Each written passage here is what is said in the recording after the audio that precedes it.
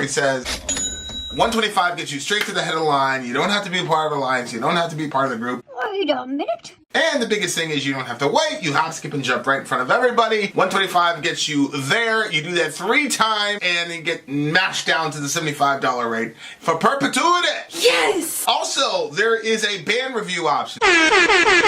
So if you've got a band and you're trying to get your band some exposure, hit me up at sori@gmail.com, and I'll show you the details about how to pull that off. You can also jump on Patreon, and there is a option on the tiers to be able to get your band reviewed. Yep. Obviously, we can't lie to you, so we can't guarantee a positive review. Get what you get. It's just rubbish. Rubbish. Rubbish. That's British for garbage. My favorite is the community option. $1 at the gate gets you in at Patreon. You get to join an alliance. The alliance joins their points together, and that helps determine what songs that we do. The alliances hang out on Discord. Message me on Patreon to get the link. And they do all kinds of other cool things. They do Minecraft, Dungeons and Dragons. Yeah. It's really a community within the community. Anybody can go in the village. Facebook.com/VinandSori. There's 160,000+ people on the channel. What's cool about the Discord is that it offers a real opportunity for community connection, friendship, that type of thing. And it's on Discord, so if you're not a Facebook person, it's for you. You start off at $1. Right. Plus you get exclusives. Sori and I are working on a song. So the first 15 seconds of that was on Patreon. Also, at $15 tier and above, when we actually debut the video, they're going to be there live with us. There you are, dear listener. Buy our merch. Buy our merch indeed. A child shall eat them. So buy our merch. Yes, dear listener. Yes, dear listener. Yes, dear listener. All right. Type 22 if you can hear me. You should be able to. We have a very, very, very special broadcast here. Shout out to Negative Vibes. Shout out to Berto. Shout out to Riv. Here we go. Whispered is Black the first Queen song in the on house. our list. The song hasn't been released yet. We've had some technical difficulties, Black Queen, but don't worry about it. It'll come soon one day, inshallah. Okay. Here we go, guys. Here we go. Okay. What's the name of this alliance? So, is there a specific type of alliance? What's up? What's up, different Pony? Skies. Actually, I wonder. The stream name is reference the fact that all 5 of these bands are from different countries, and all 5 play different subgenres of metal. For my 3, Whispered, Sakura Omen. This is a symphonic melodic death metal band from Pirkanmaa, Finland, but you would never know it. All their songs are about Japanese culture. Specifically during the shogunate or the shogunate. Okay. The samurai stuff. And such. This particular song makes use of some traditional Japanese instruments. The song mentions Izanami, who is the creator deity of both creation and death in Japanese mythology, as well as Shinto, mother goddess. She and her brother husband Izanagi are the last of the 7 generations of primordial deities that manifested after the formation of heaven and earth. Izanami and Izanagi are held to be the creators of the Japanese archipelago. And the Babe, you should read this. And the progenitors of many deities, which include the sun goddess Materasu, the moon deity Tsukumu, and the storm god Sasanu.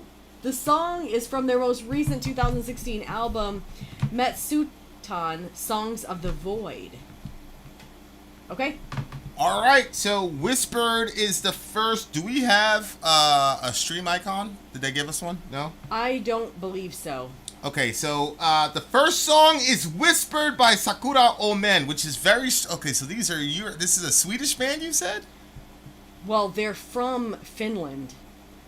They're from Finland. Yeah. Holy smoke. Shout out to Ritzy Blitz. They do Japanese culture. Culture. Okay, Whispered. Here we go. Let's do it right now.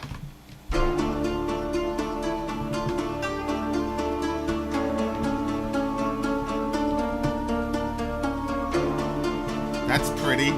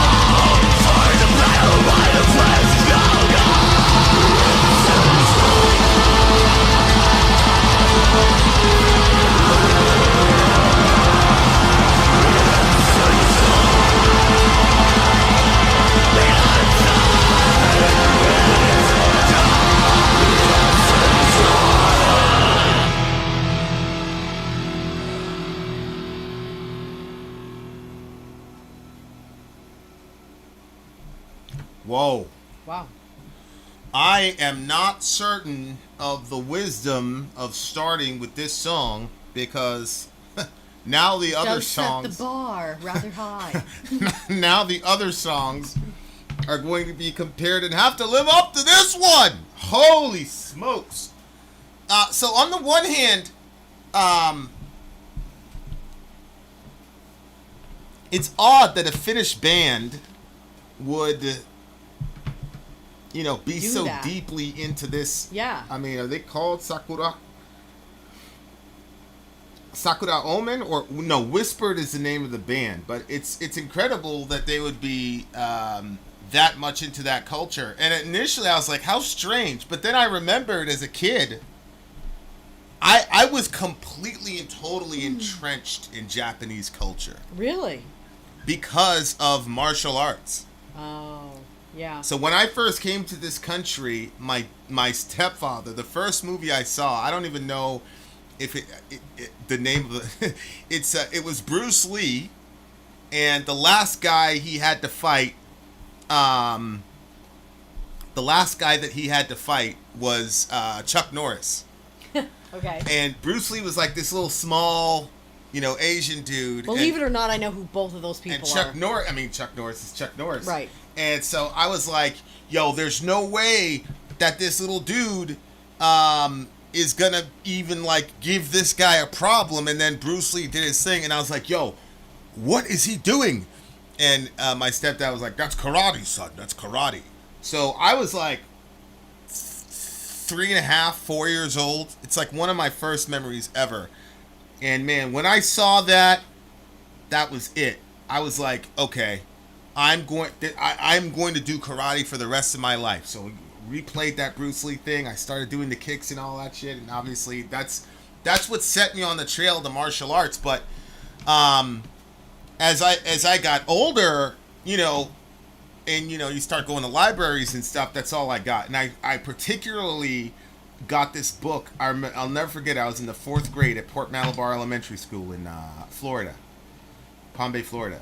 And I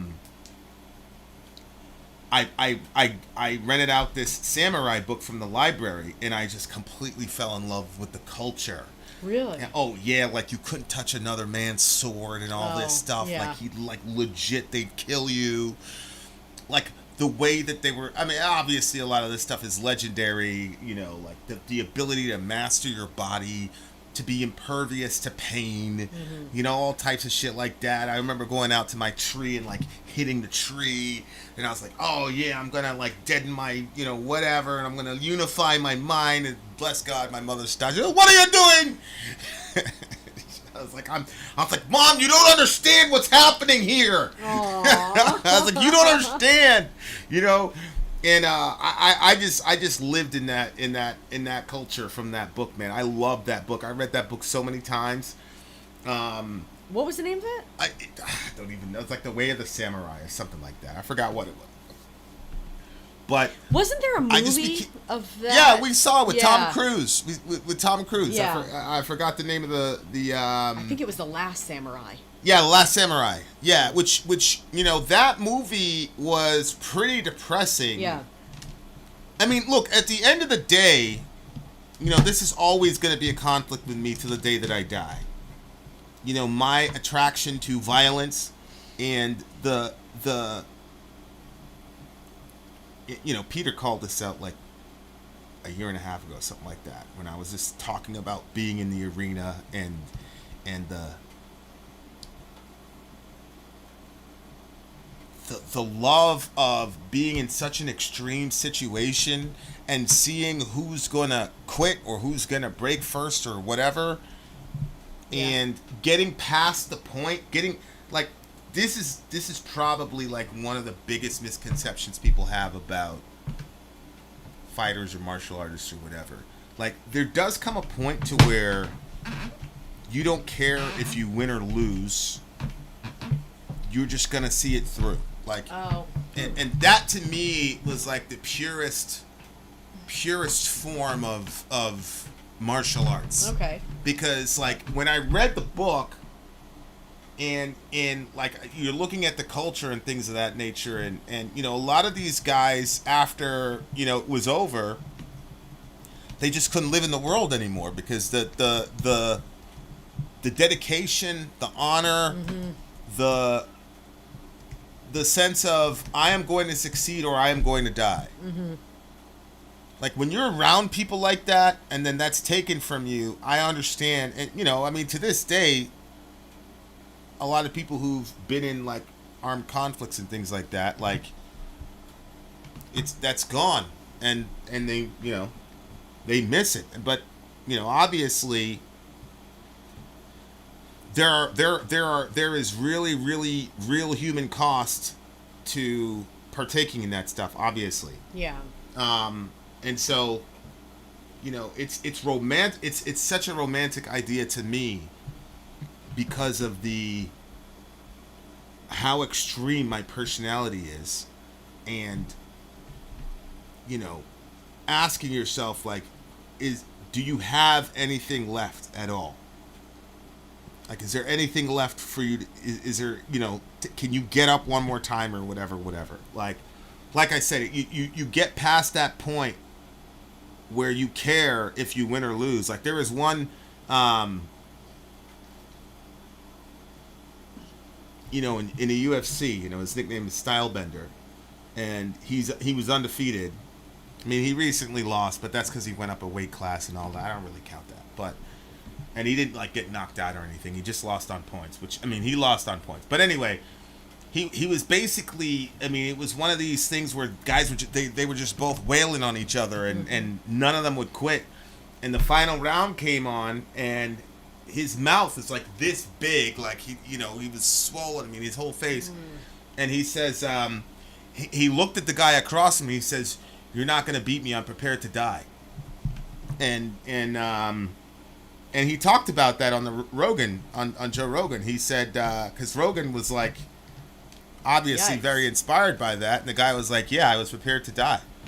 But like you don't have those. That's not an everyday situation. Yeah.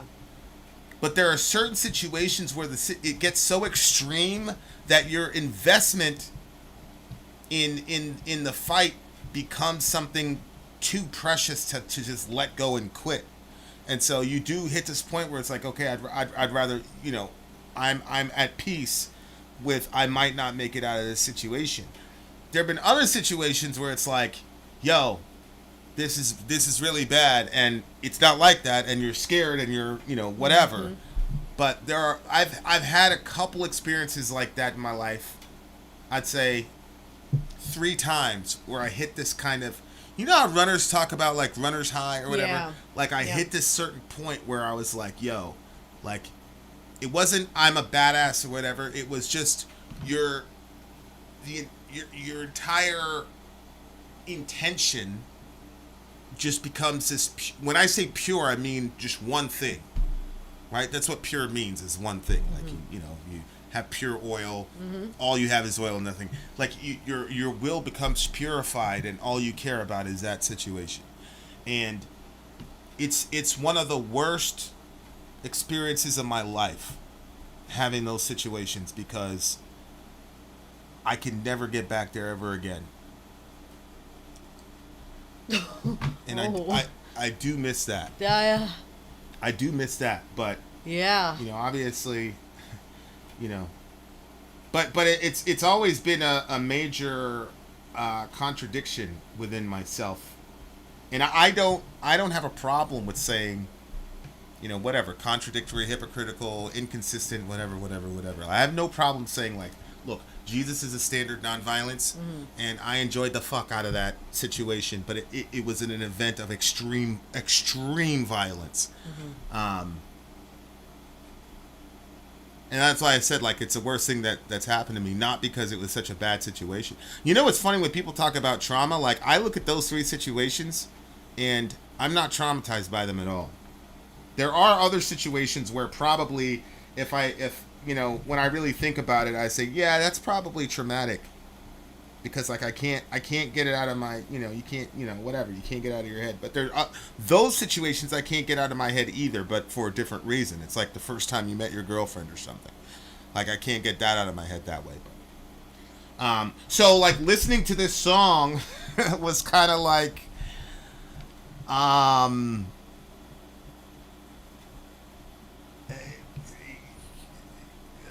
is kind of like meeting an old friend type of situation, and but that kind of thing is I'm sure there's like an evolutionary explanation for that, considering our ancestors were dealing with like all types of wildebeest or whatever, tricera, whatever. You know what I'm saying? I don't know what folks were dealing with back in the day, but cradle of civilization. But like you kind of had to have that kind of gear, where that kind of violence, where evolutionarily speaking, like you were able to enjoy it when it got to a certain point. Because if you were only going off of the natural fear instinct, then we would never be able to survive as a species. You know what I'm saying? So it's a very I fell in love with that whole aesthetic and chasing that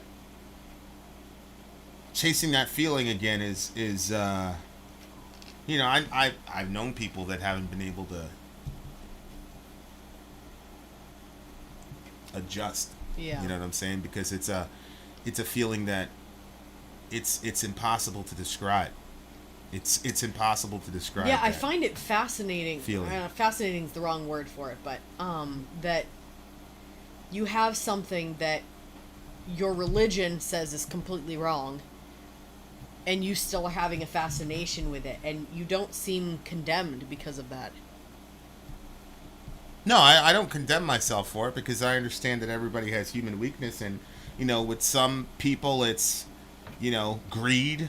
We've got somebody in the household that's a very greedy person. With some guys it's sex, and with me it's violence. And I understand that about myself, and I understand why it's wrong, and one of the things that we're starting to do this with the active imagination stuff. I got years ago, it was basically, I felt like God said, listen, just try to understand why people do what they do. Don't worry about whether it's bad or good. Like, people are set to bad. The question is, why do people choose the bad that they choose? What led up to that? And it was fascinating because I didn't get the vibe like, oh, you're supposed to look into this so that you could change yourself. I mean, that's obviously there, but it was just understanding myself in and of itself was a goal. And then when you look at other people, you go, just understanding other people in and of itself is a goal. Not so you can change them, although there are people, we all need to change, like constantly change, obviously. But like, understanding why we do the things that we do in and of itself is a virtue, if nothing else happens. And, that's kind of how I look at it. But Gutter God said something really interesting. You ever consider the line between ego and courage? That is fascinating. That is a really fascinating concept, because like we're watching that is really interesting. Yeah, we're watching a show right now. Yeah, and the protagonist, in my view, is a hero. But when things don't go well, they go after her and say, you're doing this because they're basically saying you're an egomaniac. And, you think that your way is the right way. But at the same time, like, they follow her, though. You know what I'm saying? So it's like, that's kind of the role of the hero is that on the one hand, when everything's going down, everybody wants you. But then when the thing doesn't go well, then they turn on you and say that you're an egomaniac. But the fact of the matter is, none of us has ever done anything purely for one reason. When you talk about what purity is. And so it's like, that line is almost impossible to negotiate. Especially, it's always fascinating talking to Peter, because before I met him, I really only had one mentality about this stuff. I thought pretty much everybody thought the way that I did, but was just not brave enough or whatever enough to do what needed to be done.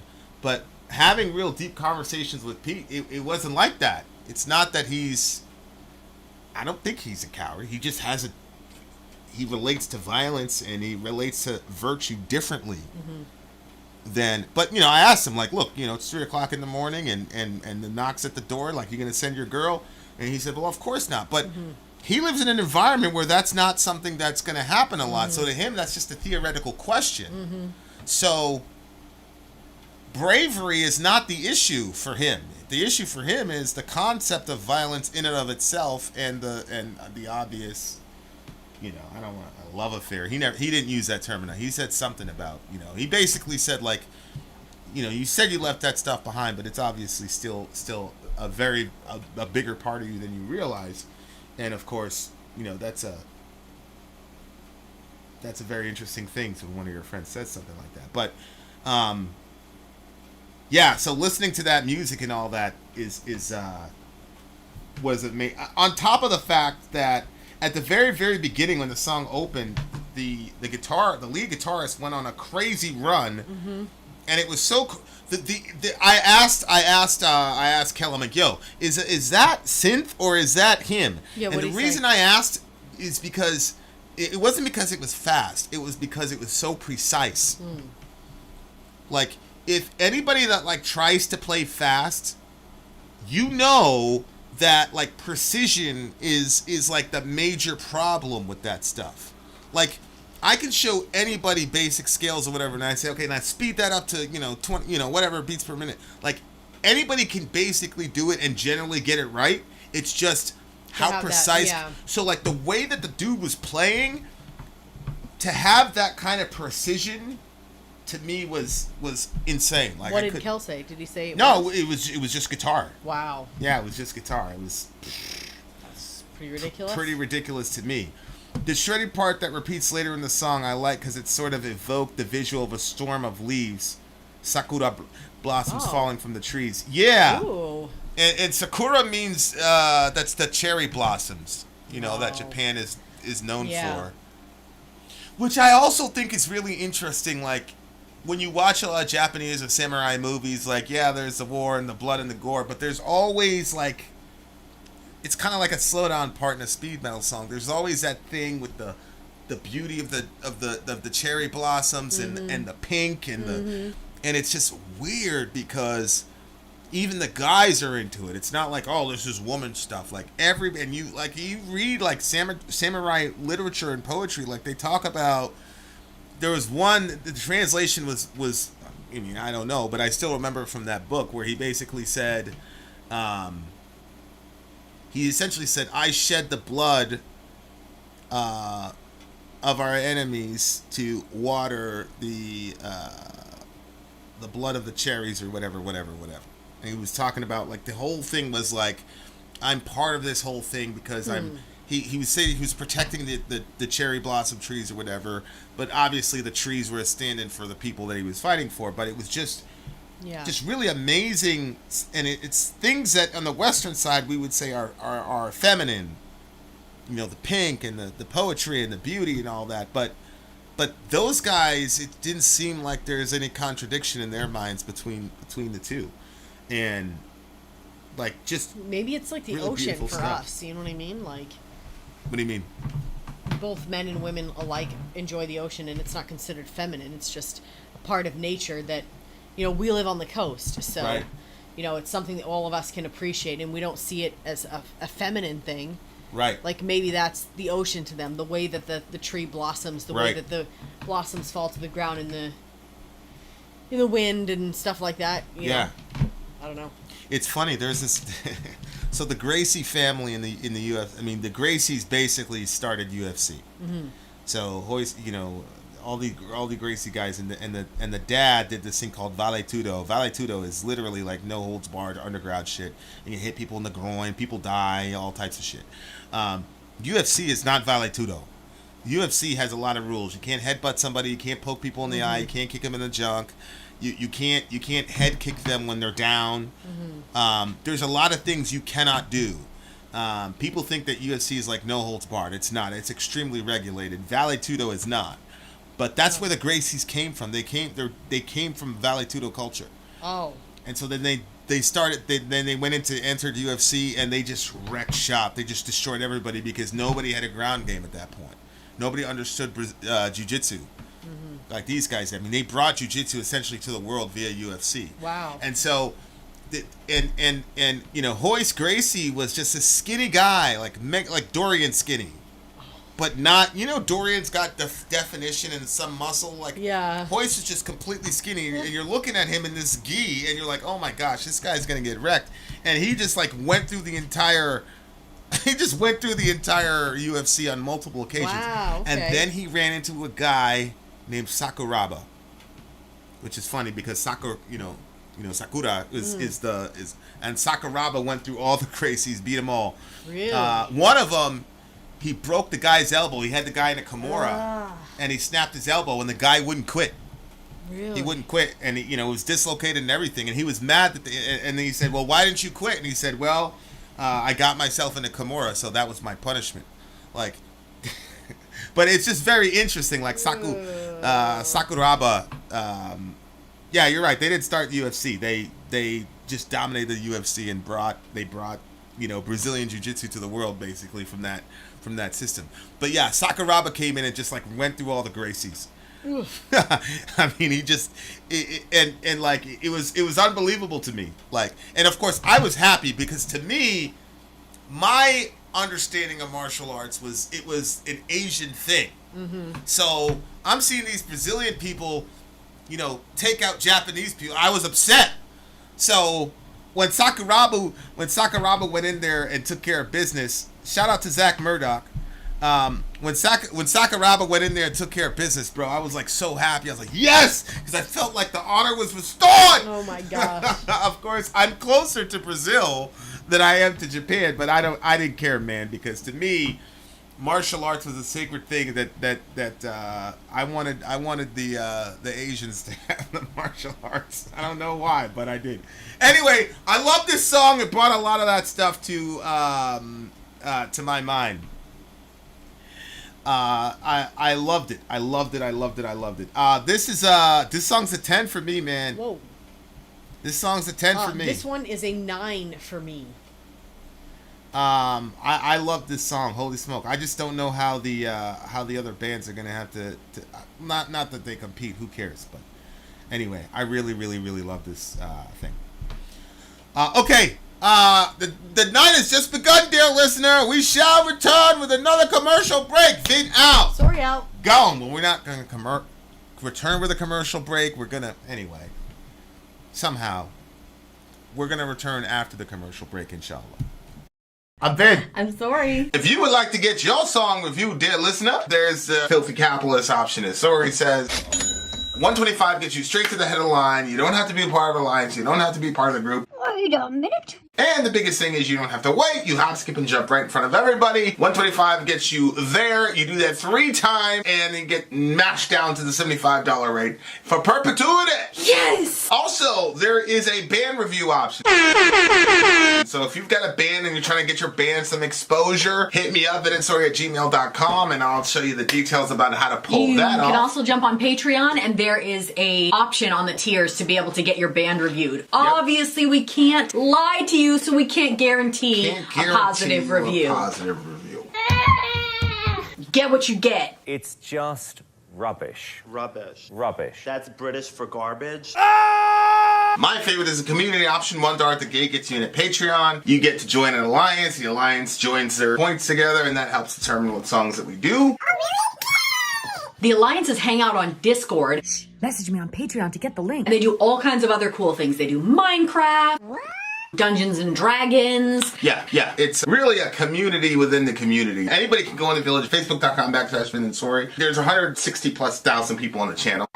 What's cool about the Discord is that it offers a real opportunity for community connection, friendship, that type of thing. And it's on Discord, so if you're not a Facebook person, it's for you. You start off at $1. Right. Plus you get exclusives. Sori and I are working on a song. So the first 15 seconds of that was on Patreon. Also, at $15 tier and above, when we actually debut the video, they're going to be there live with us. There you are, dear listener. Buy our merch. Buy our merch indeed, and shall lead them. To buy our merch. Yes, dear listener. Yes, dear listener. All yes, right. dear listener. So, song that we are on now is from the band Aeon. The name of the song is Door Knocker. Anything else? Nope. Nope. Not that I know. All right. Aeon, Not that Door I know Knocker. That doesn't have the lyrics on it, does it? No. This I was don't a have big anything. homie Bertil song. Shout out to the big homie Bertil. Apologies if you sent it and I didn't see it. All right, guys. Here All we of go. my emails are opened, so Door Knocker from the band Aeon for the big homie Bertil.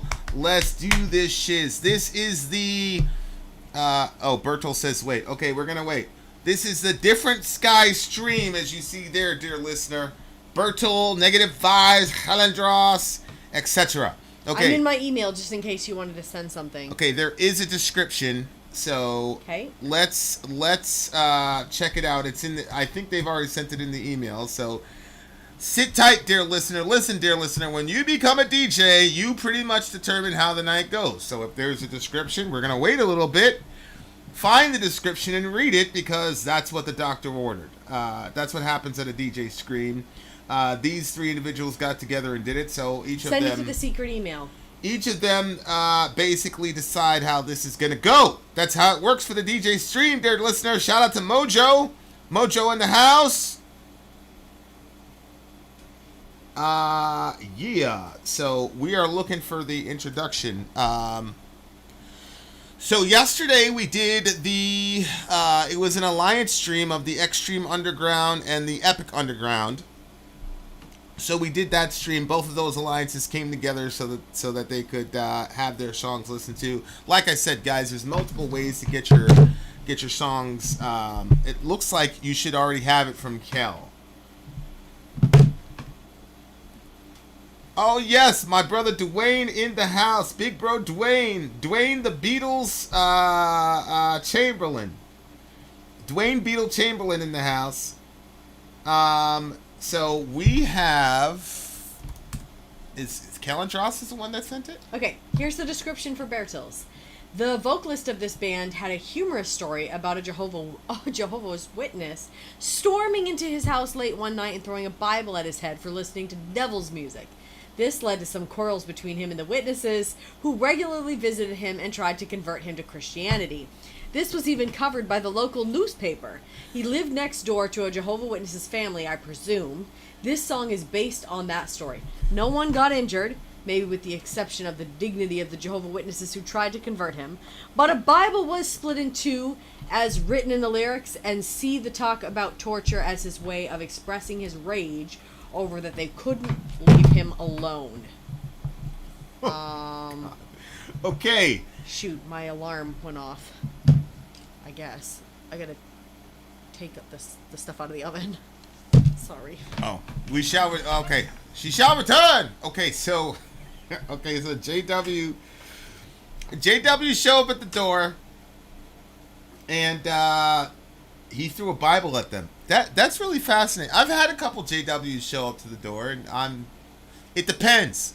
You guys know how I am, so I'm never I'm never one to shy away from a theological discussion, but it just depends on what's going on with my mood. You see what I'm saying? But holy smokes, this should be interesting. No, I don't think she's having the baby now. We're only 27 weeks along, but she's got chicken in the oven, and so she set the alarm for that. So the alarm went off, so she's checking on the chicken. Where in Sweden are these? And they're I can't believe there are Jehovah's Witnesses in Sweden. That's crazy to me. That religion began in Brooklyn, New York. So I was mind blown by that. But anyway, it is what it is. All right, here we go. Door Knocker by the band Aeon. Let's do it. That's who the door knocker is. Okay. Yeah, that's who the door knocker is.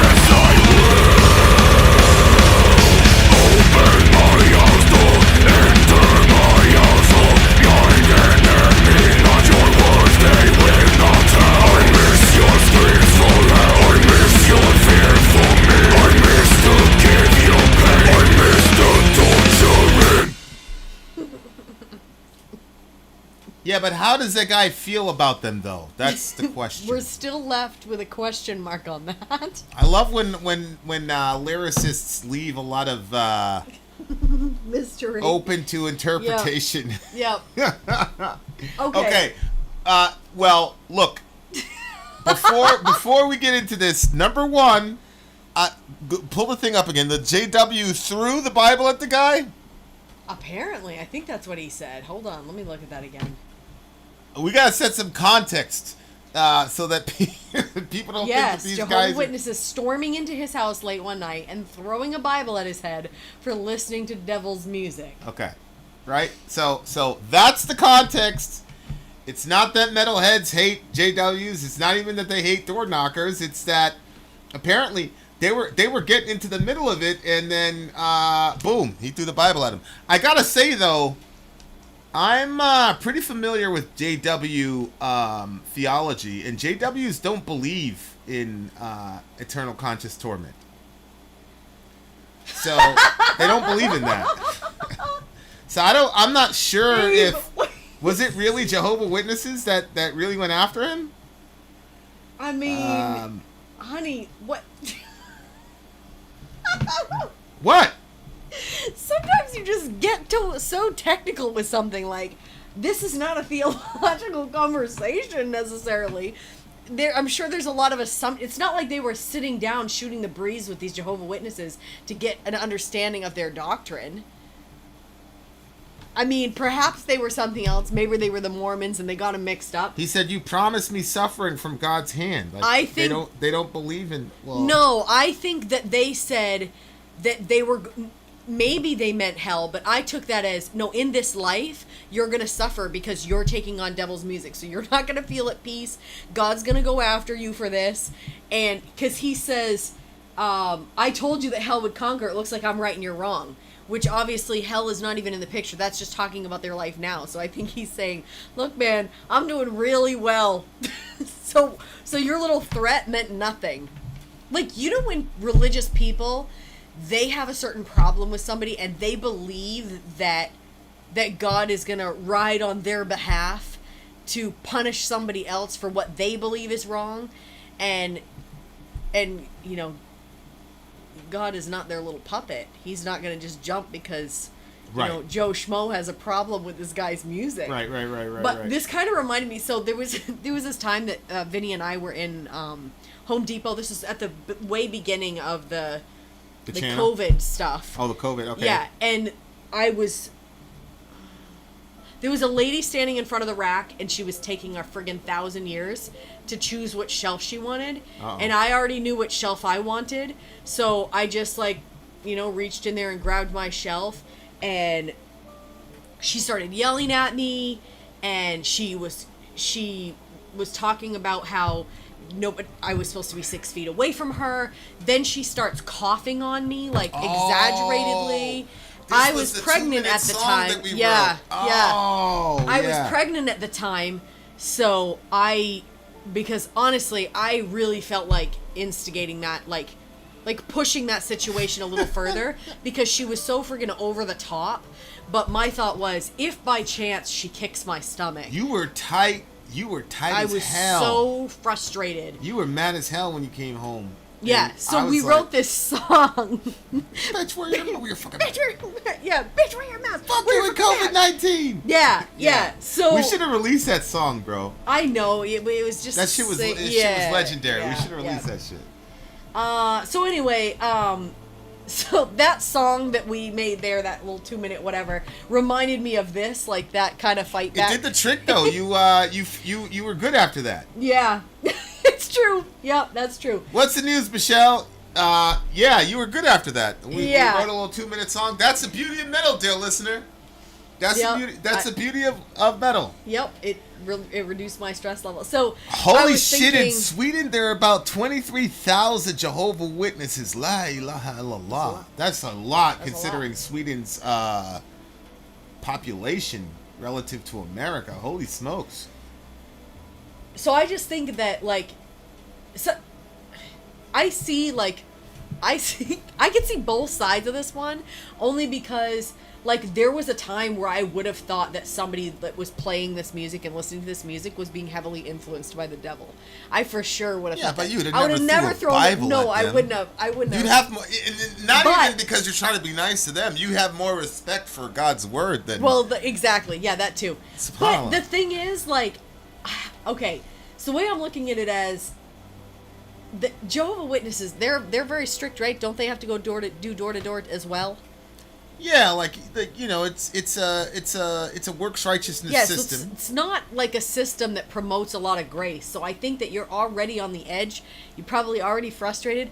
I think that this is outlandish that they did this. I cannot believe that they comported themselves in this manner to go barging into somebody's. I think that's really.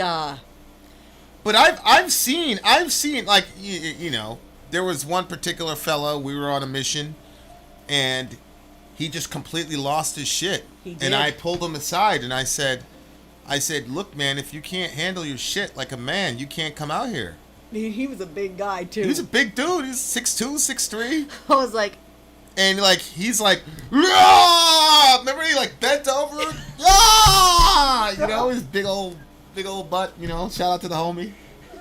And you know, as Donna was looking at you, like, so I yoked him up. I said, listen, you know, these guys got daughters there and stuff. Like I didn't want to, you know, jam up in front of his kids. You know what I'm saying? I just took him aside. I said, yo, if you can't handle yourself, bro, you got to get out of here, bro.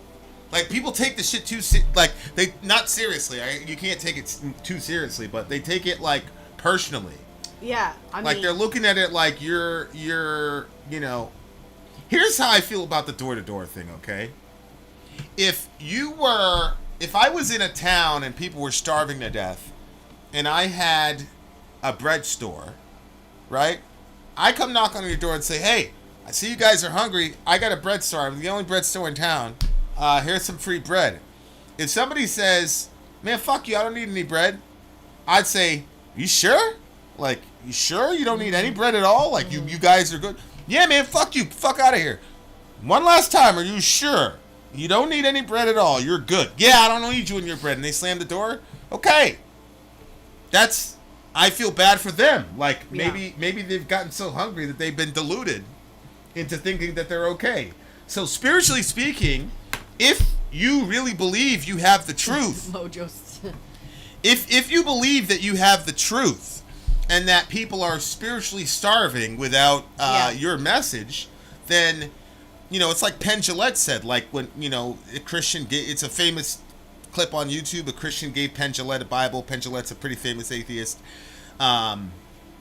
almost anti-theist to a degree, but like somebody gave him a Bible and he was like, listen, if a person truly believes the implications of evangelical Christianity, that I'm going to be lost forever and suffering forever in hell if I don't hear this message, how much do you have to hate somebody to not tell them that?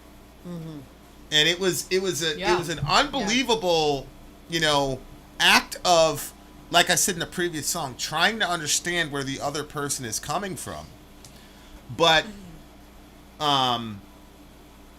So I think on both sides, it's, you know, there needs to be some understanding, you know, but I don't get from this that he just snapped because he's against religion.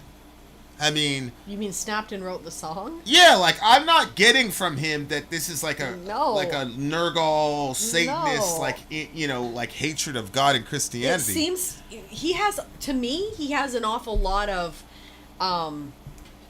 data. So he talks about the interaction. I think there was that interaction, but it seems to me there was probably more because of the whole, like, okay, where are the sufferings hiding as your Jehovah? Yeah. You promised me suffering from your God's hands. Where are the sufferings hiding as your Jehovah? I told you hell would conquer. It looks like I'm right and you're wrong. So that part tells me that they already had previous engagements before this Bible throwing. Well, meltdown. yeah, they've had a lot of conversation. And he says up there, why don't you come back to insult me again? Yeah, and it just sounds like that the religious person was like really losing it. And that's the thing with, you know, a lot of religions is control is a big thing. And so if you're, you know, so for instance, there are some people that are so afraid of hell that they want to hear what you have to say because they want to do something right, because they don't want to die and go to hell, or they get really serious because they lost a child and they want to make sure that they'll be able to get to where that child is. Yeah. You know, stuff like that. So there's something else motivating why they're willing to listen. And then there are other people that they don't care. Like, they're not interested in it. And for one, you know, you whatever the reason is, you know, it could be that they had a bad upbringing in religion. It could be that they've been hurt very much by religion in other ways. Or it could just be that they don't have any interest in it. And I think that for some religious people, that someone who can't be controlled by fear is somebody that there's a lot of hostility toward that person, because they want that person to fall in line like everybody else. And so here's this guy, he's playing his music, and they have an opinion about it. Now, I think that they had an opinion based off their religion, but I also think they probably had an opinion based off their preference, because metal, especially this type of metal, it is a certain palette that you have to be able to enjoy it. Otherwise, it's really just not, like, there are certain types of music that I'm like, that's not my thing, but if it's playing, I'm like, that's cool. Right. But like this, if you don't like this type of music and it's being played, like, and you're living next door to it. I'll tell you. I had an old school. I mean, he died, and he rest in peace to the homie.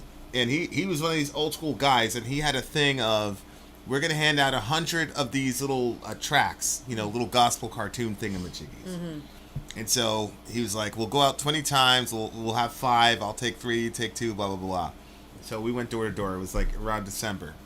So we show up at this house, and I swear to God strike me if I'm lying, there is a mailbox like in the shape of a skull, and just the whole house was like dark, like it was like decorated like Halloween in December, like a week or two before Christmas. Is this the home of Stephen King? I do know he lives in Maine. It was my turn. It was my turn. So I'm going to this house, and obviously I'm like, oh my God, here we go. This guy's gonna murder us.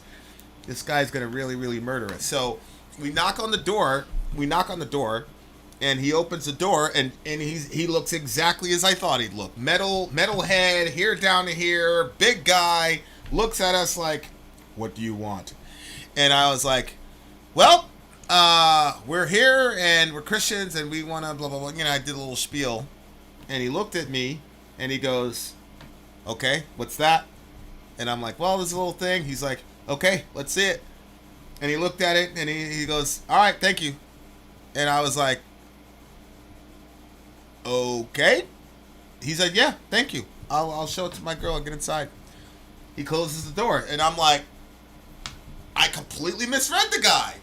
So then we go to the next house, and it's decorated for Christmas. It's all this Christmas music. I'm like, figures you get the easy one. We knock on the door. Guy opens the door. Very pleasant. Hey, how's it going? So Jim starts his little spiel. Hey, we're Christian. As soon as he said we're Christians, he's like, oh, you guys, he just went off on us, blah, blah, blah. And so he's yelling at poor Jim. And Jim is like 5'3", very gentle individual. And Jim's like, well, just take the, you know, because Jim was an insurance salesman, so old school insurance salesman. He's used to going door to door and pushing the sale, right? So Jim's like, well, just take the thing. And the guy's like, rah! Like just breathing straight fire to poor Jim. And then he's got all these, I look past him, he's got all these crosses and shit in his house. And his wife is like, Ray, what's going on? He's like, nothing, honey, just a bunch of religious zealots who I'm about to slam the door. And he takes the door, and Jim's like, just take the track. And I like took Jim backwards, and the guy slammed the door. But my point is, like, people's perceptions are unbelievable. Yeah. You know what I'm saying? Like, I don't have a problem with going door to door, but I do have a problem with taking people's rejection of your message personally. Like, I don't understand. Like Jesus got crucified. Mm-hmm. Like, you follow a guy that got crucified, mm-hmm. and you're worried that people are gonna, you know, not agree with your message. Nobody wanted to kill us. I'm sure this guy I'm sure this guy, even though he disagreed, I'm almost certain that he was probably respectful, especially at the beginning.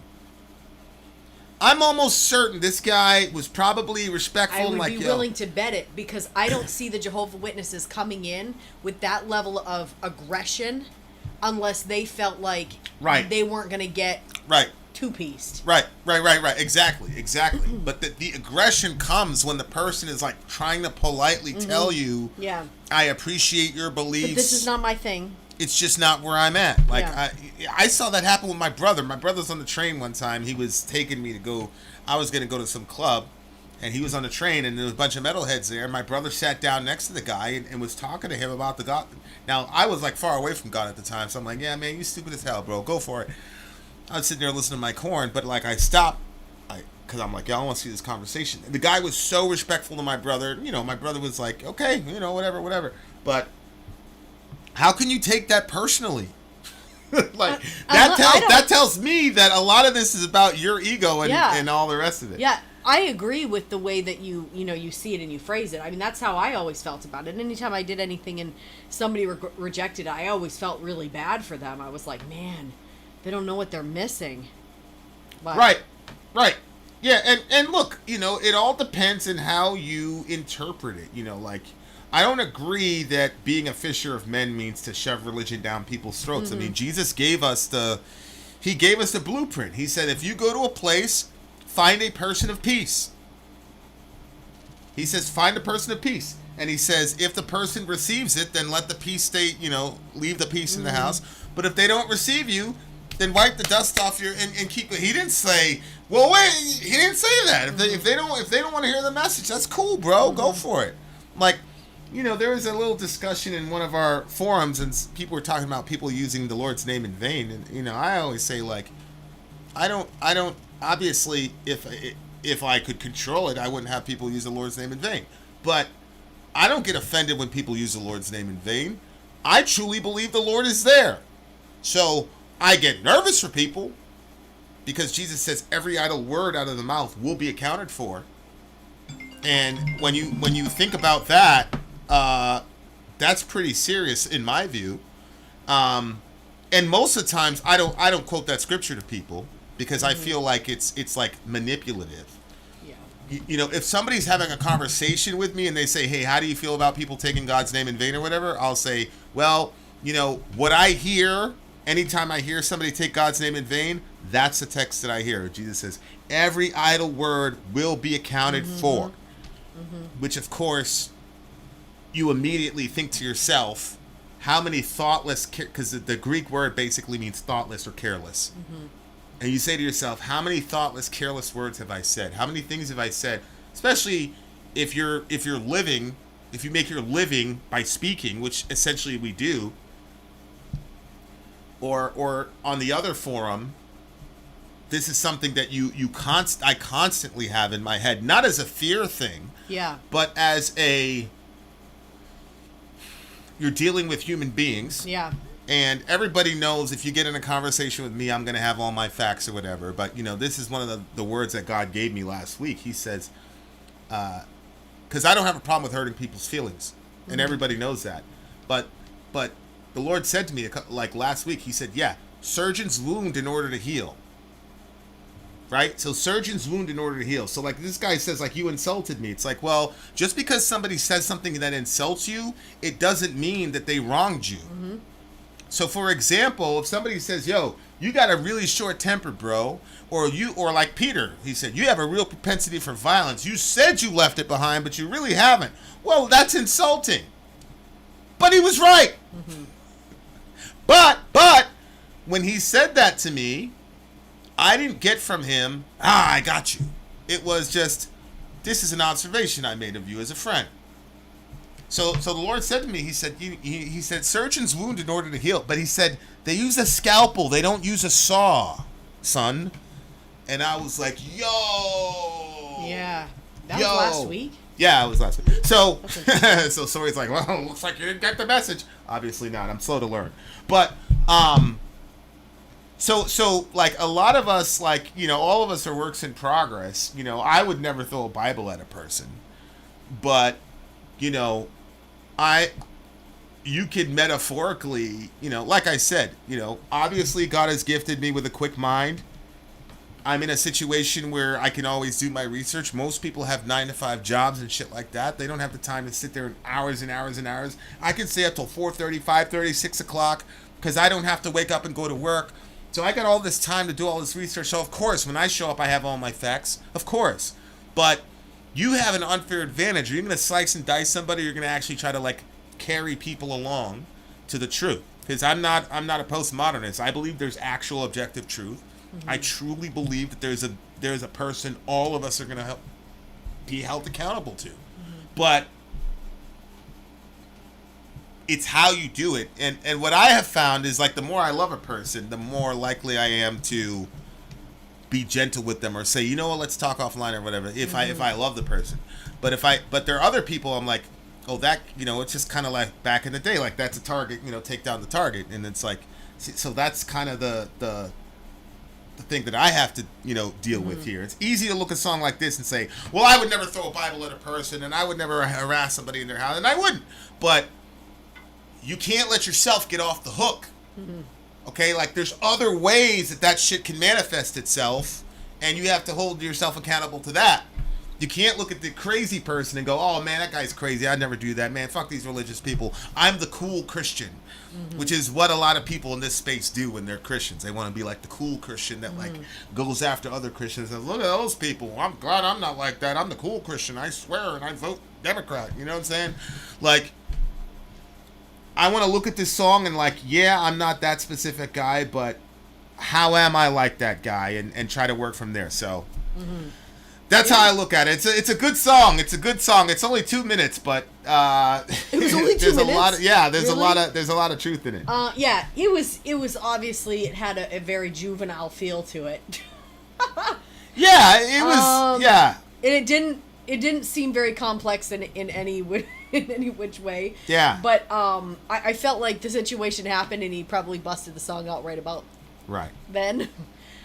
So yeah, but it was still a fun listen, interesting story, and it brought about an interesting conversation. And I like what you said about not just looking at the religious guy and pointing it at him and saying, well, he's crazy, but looking at where do we all have areas that we need to grow in, and where do we lose our cool?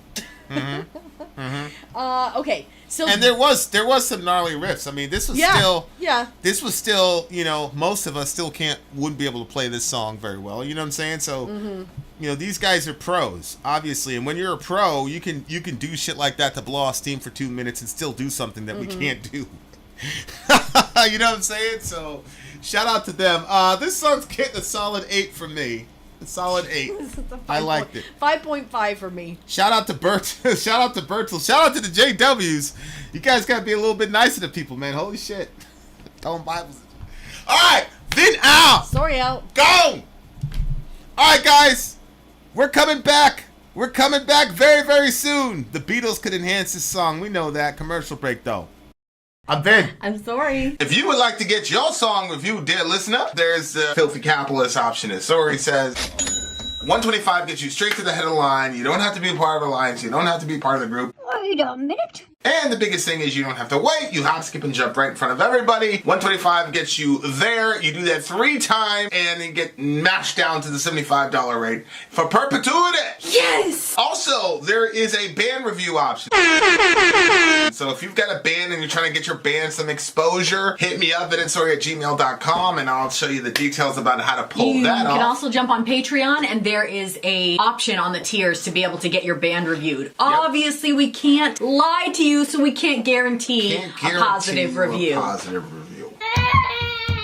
Get what you get. It's just rubbish. Rubbish. Rubbish. That's British for garbage. My favorite is a community option. $1 at the gate gets you in at Patreon. You get to join an alliance. The alliance joins their points together, and that helps determine what songs that we do. The alliances hang out on Discord. Message me on Patreon to get the link. And they do all kinds of other cool things. They do Minecraft, Dungeons and Dragons. Yeah. It's really a community within the community. Anybody can go in the village, facebook.com/VinandSori. There's 160,000+ people on the channel. What's cool about the Discord is that it offers a real opportunity for community connection, friendship, that type of thing. And it's on Discord, so if you're not a Facebook person, it's for you. You start off at $1. Right. Plus you get exclusives. Sori and I are working on a song.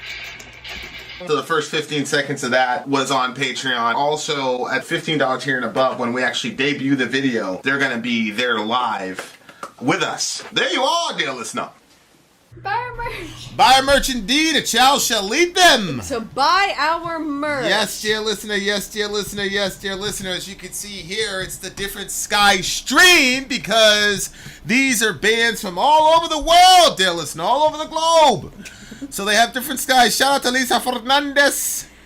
Okay. All right. Gorguts. Colored Sands, to my knowledge, is what we have up next. Colored Sands indeed, dear listener. Representing both Quebec and Tibet, the avant-garde death metal band Gorguts' album Colored Sands focuses on the history of Tibet between the death of the 13th Dalai Lama through the upbringing of the current one. Through invasion and cultural war. I'm sorry, guys. I have a very funny story in my head. I'm not going to share. But We had a situation with one of our kids and their mom, and it was a little silly. We've said 1,000,000 times, don't call us unless there's an emergency, and the situation happened, and It was weird, but it wasn't an emergency. it was weird, it was nasty, but it wasn't an emergency. Shout out to the big homie. Through the upbringing of the current one, through invasion. I'm almost certain he did that shit just to. Anyway, we continue.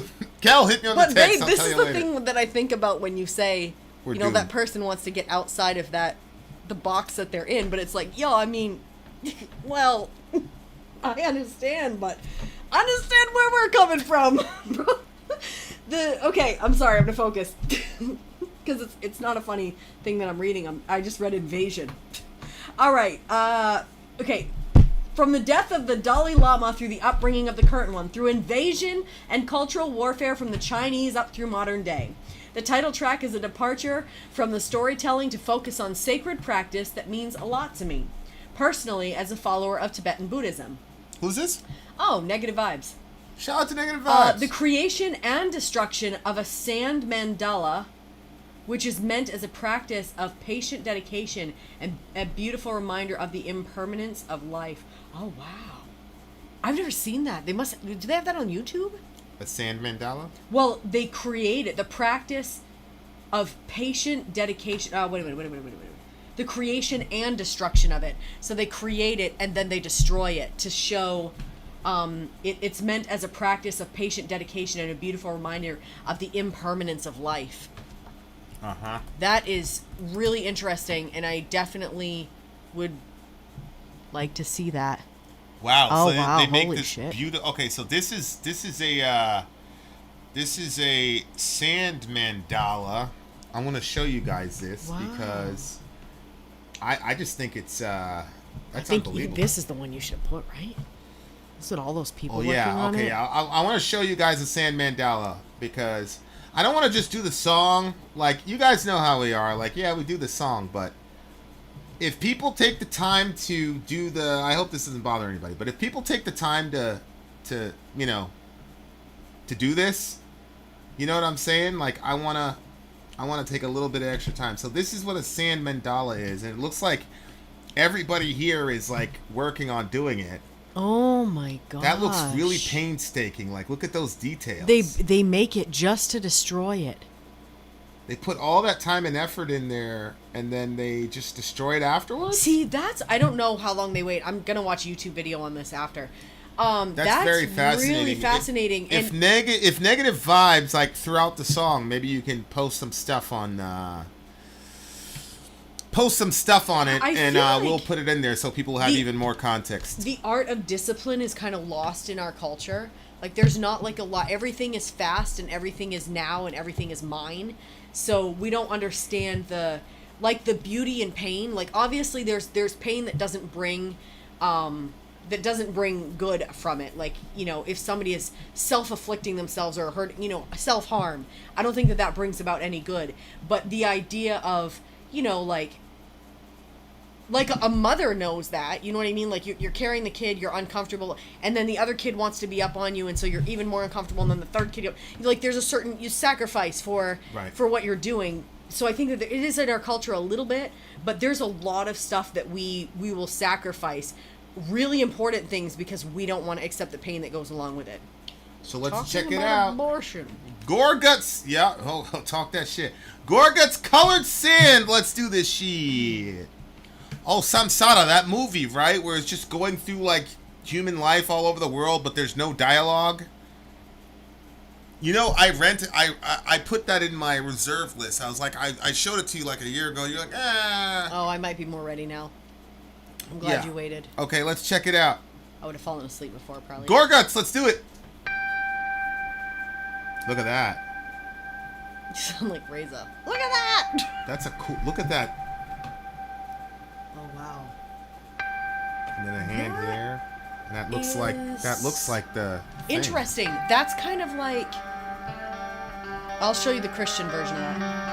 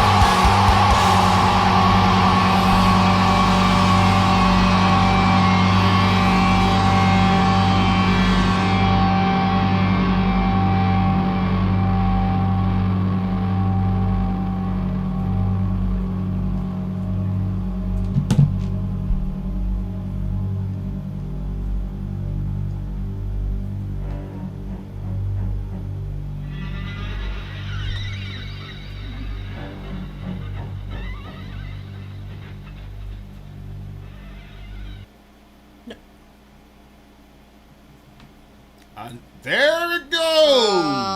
Samsara! That's right, we're not doing an album review. This would be such an interesting record to do an album review from. Do you still need the Aeon, by the way? No, I don't think so. I think you can turn it off. Okay, we'll take care of it after. Okay. All right, so that was the big homies Gorguts. Okay, I have to say, I love the album art. Really, really cool. I think that this song was really interesting. So I heard like this sort of sludgy, sort of doomy sound underneath, that kind of like really like grounded you. And there's certain things that are like super satisfying. Like, I don't know, like those videos that they have where people are like cutting soap and stuff like that. It's just a very satisfying sound. ASMR, and whatever that what is. what the stuff looks like. I just find it extremely satisfying. And the sound that they had underneath that sort of doomy sound, it had a sort of like complete, like it had a perfect amount of push to it. It was very, very, I thought it was very well done. That tone was so perfect. It's like, it's one of the things that frustrates me so much when I'm trying to write music. I'll never forget that interview we did with that guy. He's a producer, and he said, look, man, he said, metal producers are the best producers in the world because what you guys give us is noise. And he said it's literally noise. Like, you pull the notes out of all the distortion, and you have to cut things out. So it's just unbelievable what these guys are able to do. But it's so frustrating when you have something in your head. Like, I've got something, and we're gonna put the capital toward. I mean, we've already, Did you already send it off to the producer? Yeah, And what did she say? Version. Well, she's got an entire line of people that. Oh, okay. So you don't know yet. They're. You don't know yet. So like, I know it's gonna get there, but like for the way that they had that tone with that main riff, that was insane because it was so large. It's like it encompassed the entire world. But yeah, I really, really, really love what they did with the guitar work. I felt like I was hearing, the doom or sort of a sludgy undertones, and then some of it sounded like industrial to me. Yep. And then there was like that weird sound at the end that almost sounded like a horse, but yeah, something as I don't know. Yeah, I thought that that's why it was such a jolt when the song ended, because I was like, oh, we're going to another part here. Yeah. And then it just ended, which makes a lot of sense. But yeah, considering the the entire concept of the mandala and all the rest of it. The Wheel of Time is a symbol of the serpent eating its tail, I think. I'm not sure. So what do you think about that whole concept of creating something so beautiful and then destroying it? Well, I said before, I think that because could I do that? No, I don't believe I have that discipline. Because even in the smaller, simpler things, like the room got cleaned and now it's a fucking mess again, like that bugs me, So I don't know if I could spend that. You can tell that's a lot of time that they're putting in on it just to have it be destroyed. But I love that there's so much meaning behind it. It's not like when meaning is poured into something, it really helps. What is the meaning? Oh, they said that they do it to right here. It's meant as a practice of patient dedication and a beautiful reminder of the impermanence of life. So you put all this into it, but life is not permanent and it's going to go away. So it's like a reminder for them. But to put so much time into one simple reminder, like I remember one time, like I would spend so much time mowing the lawn. I always enjoyed it though. I loved like beautifying the land and making everything look even. And taking the time, even if it took longer, to make sure that the lines stayed even instead of like it would take less time to just cut it, man. But I liked the even patterns of the lines, and I remember one time you said like that was the job that God gave Adam, was for them to keep the land, and so we're supposed to beautify the land. And so, like, I mean, it wasn't a big giant conversation that you had, but every single time after that I mowed the lawn, even to this day, I was picking up our yard. For whatever reason, everybody's trash blows into our yard. It's like unfreaking real. And there's a whole line of people's apartments. I don't know why it's on ours.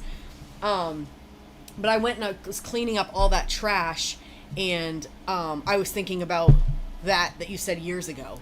So I could see how, you know, and I think for kids to be able to see, like, these adults going through all of this work just to break it after, to explain that, you know, life, and to have those discussions about life. I just think that that's a really, really cool addition to their culture.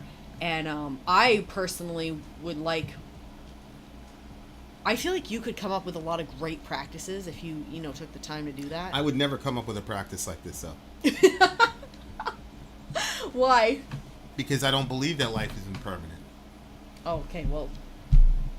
Okay, but I was saying you would have practices that go along with your belief system. But go on to this thing. What you don't believe that life is you believe that life is permanent because... I mean, how could I believe I'm a Christian? Well, we're gonna die. What does that mean? We're gonna go to sleep. Right? We sleep. Yeah. You know, Jesus didn't say y'all gonna die. He said, you know. Yeah, but don't they believe in a version of coming back also? I think in Buddhism, it's you keep coming back or whatever it is until you reach enlightenment, and then that's it. So when they say Nirvana is nothingness, I think.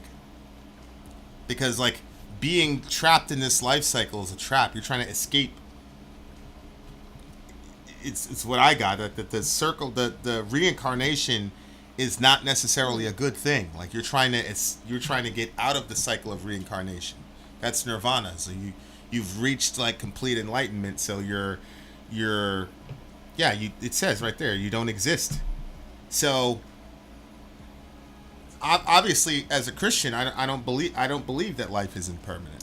Yeah, but I believe you go to another stage of consciousness in another dimension. Yeah, but I don't know if it's talking about, like, life as a whole and your death, or if it's talking about that life itself and the cycles that you go through. It's not permanent. Life changes, things change, and you can spend a lot of time building something that can, you know, not be there. Yeah, but the goal is nirvana, is to get out of the cycle. You see what I'm saying? Like, their goal is to get out of the cycle of birth and rebirth and get out of there into nirvana. Yeah. So to me, that's ultimately what they're trying to do here, is that this thing, it's very beautiful, it's for a time, and then it goes out. I'm not saying it's not beautiful. I'm not saying it's not a beautiful ritual. I'm just saying from my vantage point, and it's very interesting considering the way that Christianity has dealt with art. Like, we've put a really big primer on art, and that art must be preserved and things like that, especially during the medieval period and in the we used to. Enlightenment and post-Enlightenment era. We used to. You know, Michelangelo's David, the Sistine Chapel, all that stuff. I don't know what happened. Why are we producing such whack stuff now? Well, I don't know, like, that it's been in our history to do next level stuff that lasts and stands the test of time, and now we get people throwing out. So you say it all the time. Well, why aren't the Christians producing some of this stuff? I think that, you know, there's a lot to go with that. We'll get with that in a second. I'm just saying, like, if I was a Buddhist, like, absolutely, like, this is absolutely, like, completely. But obviously, as a Christian, I don't, like, you believe life is impermanent. Well, like, the whole thing is about eternal life. How can you say who believes has eternal life? Because, like I said, you're looking at it like this is about, like, the ending of it, and that it's, you know, that. I'm looking at it as life and its cycles. There's something is not permanent. So, for instance, you know, you could spend a lot of time building a marriage that all of a sudden ends. It's not permanent. You're not guaranteed that stuff isn't going to change. And life changes and things change. And, you know, like, parents, you spend years raising your kids and then they move out. You know, like, you could... There's lots of things in life that you know... So I'm looking at like the experiences within a lifetime, that nothing is permanent, and you can build to beautify something, and that thing can then get broken, or it can get lost, or it can get whatever, but it doesn't mean that you quit. It's like this is part of life. Part of life is cycles and balance and finding. So I'm not looking at it as the end of your life, because yeah, I believe that we have life after death. And so in that sense, Negative says, impermanence is understood in Buddhist theology to be pervasive in everything. The root of suffering is about trying to grasp things that we can't have or can't keep. so that's within your lifetime. Well, the whole goal of that is to get out of your lifetime. The entire goal of the entire theology is to get out of life. So I think impermanence, I'm getting from the little that I know of Buddhist ideology or theology. I'm only saying ideology because not all Buddhists are theists. But if the goal is to achieve nothingness, that means that you want to divest the root, in his mind, the root of suffering comes from desires. Mm-hmm. So, yeah, I remember that. So you're trying to, so that's why it says like you suffer so much, because every desire you have is impermanent, and you're trying to grasp and hold on to it. And so in my mind, that's the point of that discipline, is to put all that work into something, enjoy its beauty, and then you're the one that says, yep, and I'm going to dash all this away, because none of this shit, none of it is permanent. Oh, I see. Yeah. So joy itself is impermanence. Like Yep. the goal is not eternal joy. The goal is eternal nothing. So that's what the ritual to me is about. Ultimately, it's about being able to say, I am going to invest so much of myself in this, and then it's a way of sort of blunting the instrument within you that is desiring all that beauty and symmetry and enjoyment of the fruits of your labor. So it's like putting it's putting your whole soul into something, and then getting rid of it and realizing that your attachment to that work is in itself something to be avoided. Right? So that's what I'm saying. Like for me, like obviously I see the beauty in that, and from that worldview, that ritual is extremely consistent with the overarching presupposition, in much the same way that communion is completely aligned with a Christian ideology. Paul says, as long as you eat the bread and drink the cup, you proclaim the Lord's death until he comes. Which, how can he come if he died? Well, he rose from the dead. So in communion, you have the death and resurrection of Christ, which, if you really sit and break it down from a Christian angle, is the entire story of history being repeated itself over and over again. So, and there's a lot of depth to it, because, wine is a fermented grape, wheat, there's a lot of death coming into life, and I was listening to a priest on the Lex Friedman show yesterday, and my relationship to God has increased so much by my looking into science and looking at, especially the discussion surrounding consciousness. And if we don't know how you get consciousness from dead matter, which is obviously impossible in my view, then consciousness itself is fundamental to reality, and all this other stuff here are projections, or whatever you want to call them. And so that has implications to me on the things that we call art and the things that we call beauty, and the ability to rearrange aspects of the physical world into something that is like, look, if I just applied raw science to this picture, right? It's like, you got a bunch of clumps of matter, which are these people, collecting other clumps of matter and organizing them in some sort of pattern. Like, that's the raw scientific, well, now I shouldn't say scientific, that's the materialist understanding of what we're seeing here. So the materialists are going to say, yep, these are just clumps of matter that are being controlled by a brain, which they don't really know who's controlling the brain, but the brain, they think the brain and the mind are the exact same thing. And so you're not really choosing to do anything. You're just clumps of matter. And then you've got these clumps of matter that are organizing other clumps of matter to make this beautiful thing. And then they throw it in the... Like, obviously something else is happening here. Yeah. Like, something really deep is happening in this moment. Yeah. And there's a sense in which these guys are all operating as individuals. Like, you look at the degree of focus and precision these guys are operating in. Yeah. Like, there's something else going on with us as in the human family. Yeah. Like, and it's... Because they're a team, but yet they're individuals over there. Yeah, again, they're doing something incredibly complex and beautiful, and then they're destroying something incredibly complex and beautiful. And that in itself, in my mind, probably has more meaning to it than the act of doing the art itself. Of course, you can't divorce the two.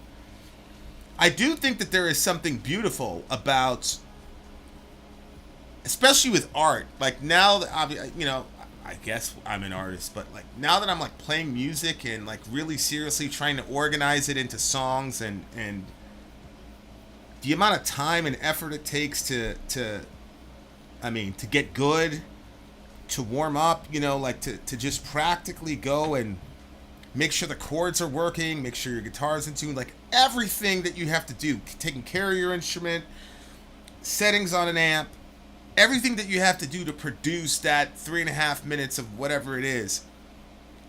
To take that and then destroy it, I don't know how that would work. Like, delete the file and like delete the file in my mind of how to replay that song. That would take an incredible amount. There would have to be some really higher principle to get me to do that, because the art is so... The art... I was talking about this with Perkinos. Like, I feel like there are...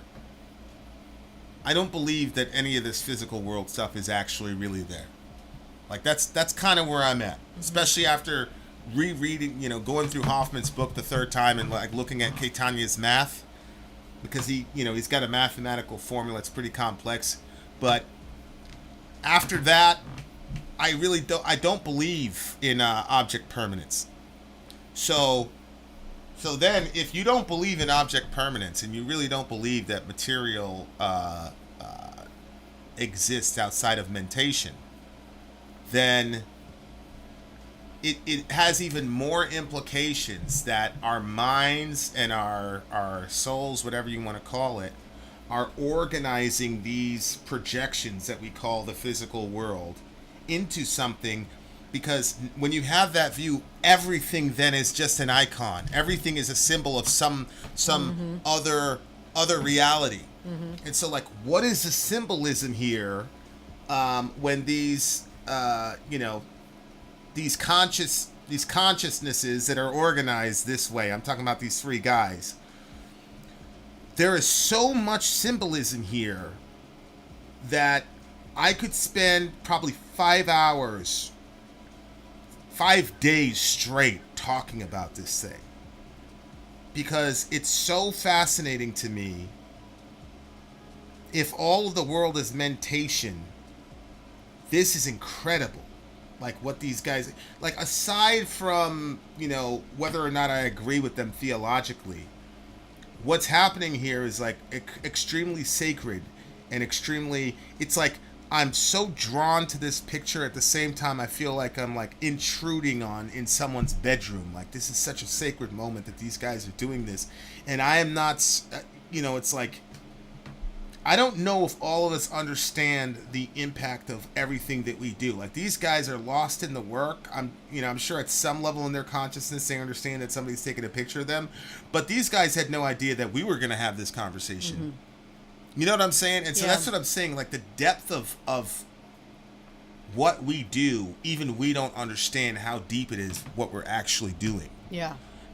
So that's the thing that blows my mind about, obviously I've done a lot of work on Islam and things like that, and, really trying to understand the Muslim faith, because all my friends are, Islamic, and I kind of needed to have some Islamics under my belt, for whatever reason. But I'm actually intrigued by this Buddhism thing, because a lot of my atheist friends are now are adopting Buddhist philosophy. And I just think that that's really, it's very, obviously Sam Harris is a big thought leader, and he's, I don't know if he calls himself a Buddhist, but he makes a lot of references to Buddhism. That show that we were listening to, where he was talking about the self versus the person, that guy had basically parachuted in and studied for years with Buddhists before he wrote that book. And so it is a very fascinating thing to me, and I'm not certain what the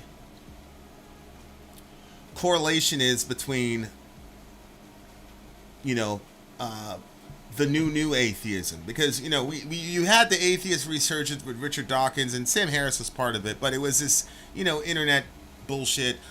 You dumb theist, blah blah blah. And it's ridiculous.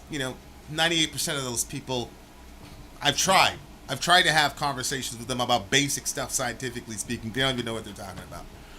But that kind of atheism has died a very quick death, and it's to me, it seems like there's still that yearning within the human soul for a form of spirituality. I was very surprised to hear Sam Harris talk about spirituality, and he doesn't need to qualify what he means by that, because everybody knows he's a big atheist, whatever. But it's clear he talks about meditation and things like that. And look, when I say the word spirit, I use that terminology. Nobody knows what the hell a spirit is. Nobody knows what we're talking about. God or whoever just uses that as a placeholder to describe, in my view, another dimension of reality. So I do believe that in 10,000 years we will be able to define what spirit is in intelligible language and have instruments to measure what a spirit is. You think so? From that dimension. Because again, I believe that these are consciousnesses that are operating in other dimensions that we're not privy to. And this is something that, any physicist, whatever, people talk about multi-dimensions all the time. Some say 4, some say 6, some say 10. So it's like, okay, if there is and then we're talking about whole multiverses. People talk about multiverse theories and things like that. Like, they do a lot of things to avoid the necessary being is as Steven says, it's you just do your technically a multiverse is a supernatural claim, because nature is what's in this known universe. So if you're saying that there is a existence outside of this universe, by definition that is supernatural. So like the gap between what we're saying and what they're saying is closing in. And so when I hear the term spirit or spiritual, whether I hear Sam Harris use it or a Christian pastor use it, to me we're talking about conscious experiences in other dimensions and interfacing with those consciousnesses from this dimension. And I believe that what we're calling like physicality, there are certain things that function as gateways or invitation portals for those other dimensions to meld with this dimension. And I think that's the whole point of ritual. Ritual is a way of organizing matter. Oh, that's interesting. Right? Ritual is a form of organizing matter, and I'm saying matter like this because I don't believe in object permanence. I don't believe that any of this shit is actually independent of mentation. So what we're doing is we are concentrating our minds in such a way as to access those other dimensions. And so whether you're talking about DMT or going into a super meditative state where you hit those points where people, brain scans, the activity looks very similar, although your brain activity actually decreases when you're on DMT. And people are having all these people that, consciousness, it's all the brain. Okay, well, explain that. Like your brain activity actually decreases significantly, and you're having these insane experiences. Whatever people want to say, like these things are us intending to access that other dimension, and it signals to those consciousnesses, hey, I want to have some interface. And so when people talk about spiritual experiences, or when Sam Harris talks about meditation, I am certain that he has had experiences that he cannot put words to when he's meditating, and it's because he's accessing another dimension, and his consciousness is being ushered into that other dimension. And so that has so much implications for everything that everybody does. And so when I look at these guys, I'm like, holy shit, there's a lot of crazy shit going on here, for sure. Okay, so there you go. I really, really like this song a lot. I love the concept, and I'm going to give this one a 9.2. Oh. I really, really like this. A 9.8 for me.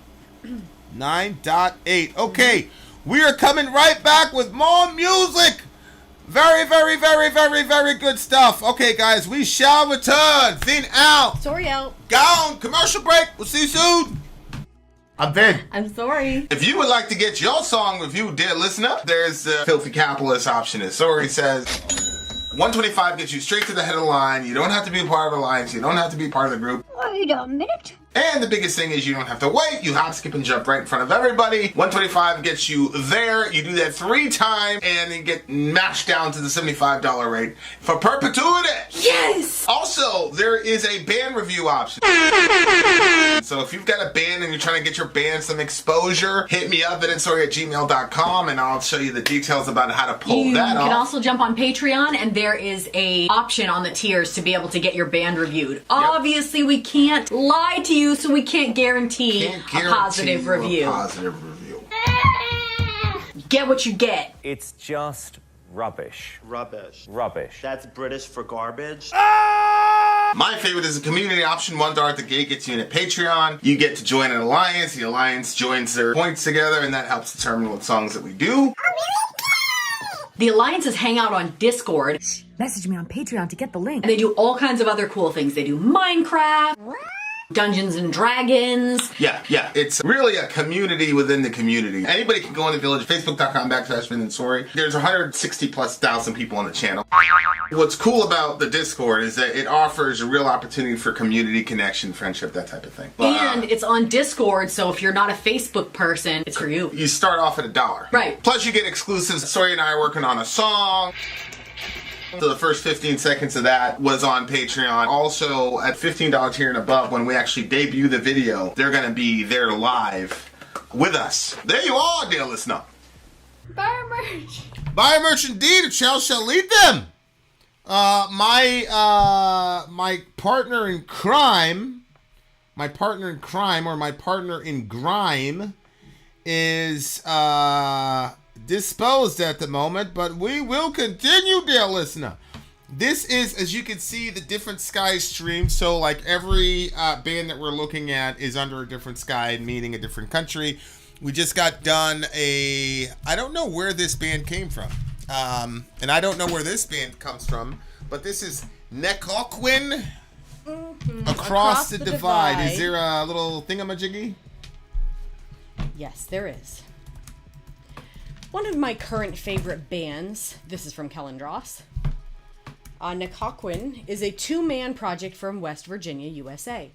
Their style is best described as black and folk metal, which is so unique about them. What is so unique about them is that all their songs deal with stories, myths, legends, and trials of the Native Americans.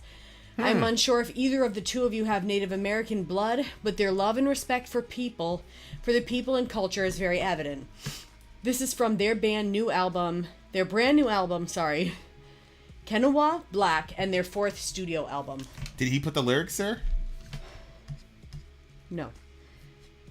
Damn it, I can't find the lyrics anywhere. Really? Okay. All right. Well, Kellen, if you could just send it to me in the email, would be. Did Kellandros say he has them? I don't know. I'm just assuming he does. Okay. All right, guys. And I want to make sure I'm pronouncing it correctly, but is it Nechochwen? Some additional info. The band is 2 guys, both of Native American ancestry from the Lenape tribe, I think is how you do it. Shout out to Vicarious Jambi in the house. Okay. Kel has the lyrics, so we're gonna sit on it a little bit. And we're going to wait till we get the lyrics so that we can go full bore. Yes, so you got the plane ticket. So you guys are ready to go, Michelle. That is awesome. I hope you, experience it like you did when you were a little kid. But at the same time, that you have a newer experience with it and a better one. So that's what I hope for you. Inshallah, that turns out that way for sure. So we're waiting for the lyrics. Once we get the lyrics, we'll be ready to rock and roll, guys. Black metal band from Virginia with some native roots. Okay, you can't. We actually have done a couple native. Remember Pony's group? That's those guys, exactly what I was thinking. Yeah, those guys were native, and they went for it. So this should be good. So especially hearing this, like, you guys know, I always want to hear the lyrics, but I really want to hear the lyrics in this situation. Then, right? Like, I want to make sure. Where are you? Where are you? Where are you? Where are you? Where are you? Yeah, there we go. I already looked. It's not there just quite yet. You have them? No. You don't have them yet? Okay. No, but I was going to check to see if perhaps they were in the... Nope. Sometimes they put them in the, you know... What? Yeah, I saw. We're not Native Americans, nor are we American Indian. We're older than both concepts. That's what's up, Dwayne. What do you consider? How would you identify yourself? Let me say it that way. Okay, here's the lyrics. You got the lyrics? Yep, they're in the email. Holy shit! Are they that long? Apparently. Or is it all the same?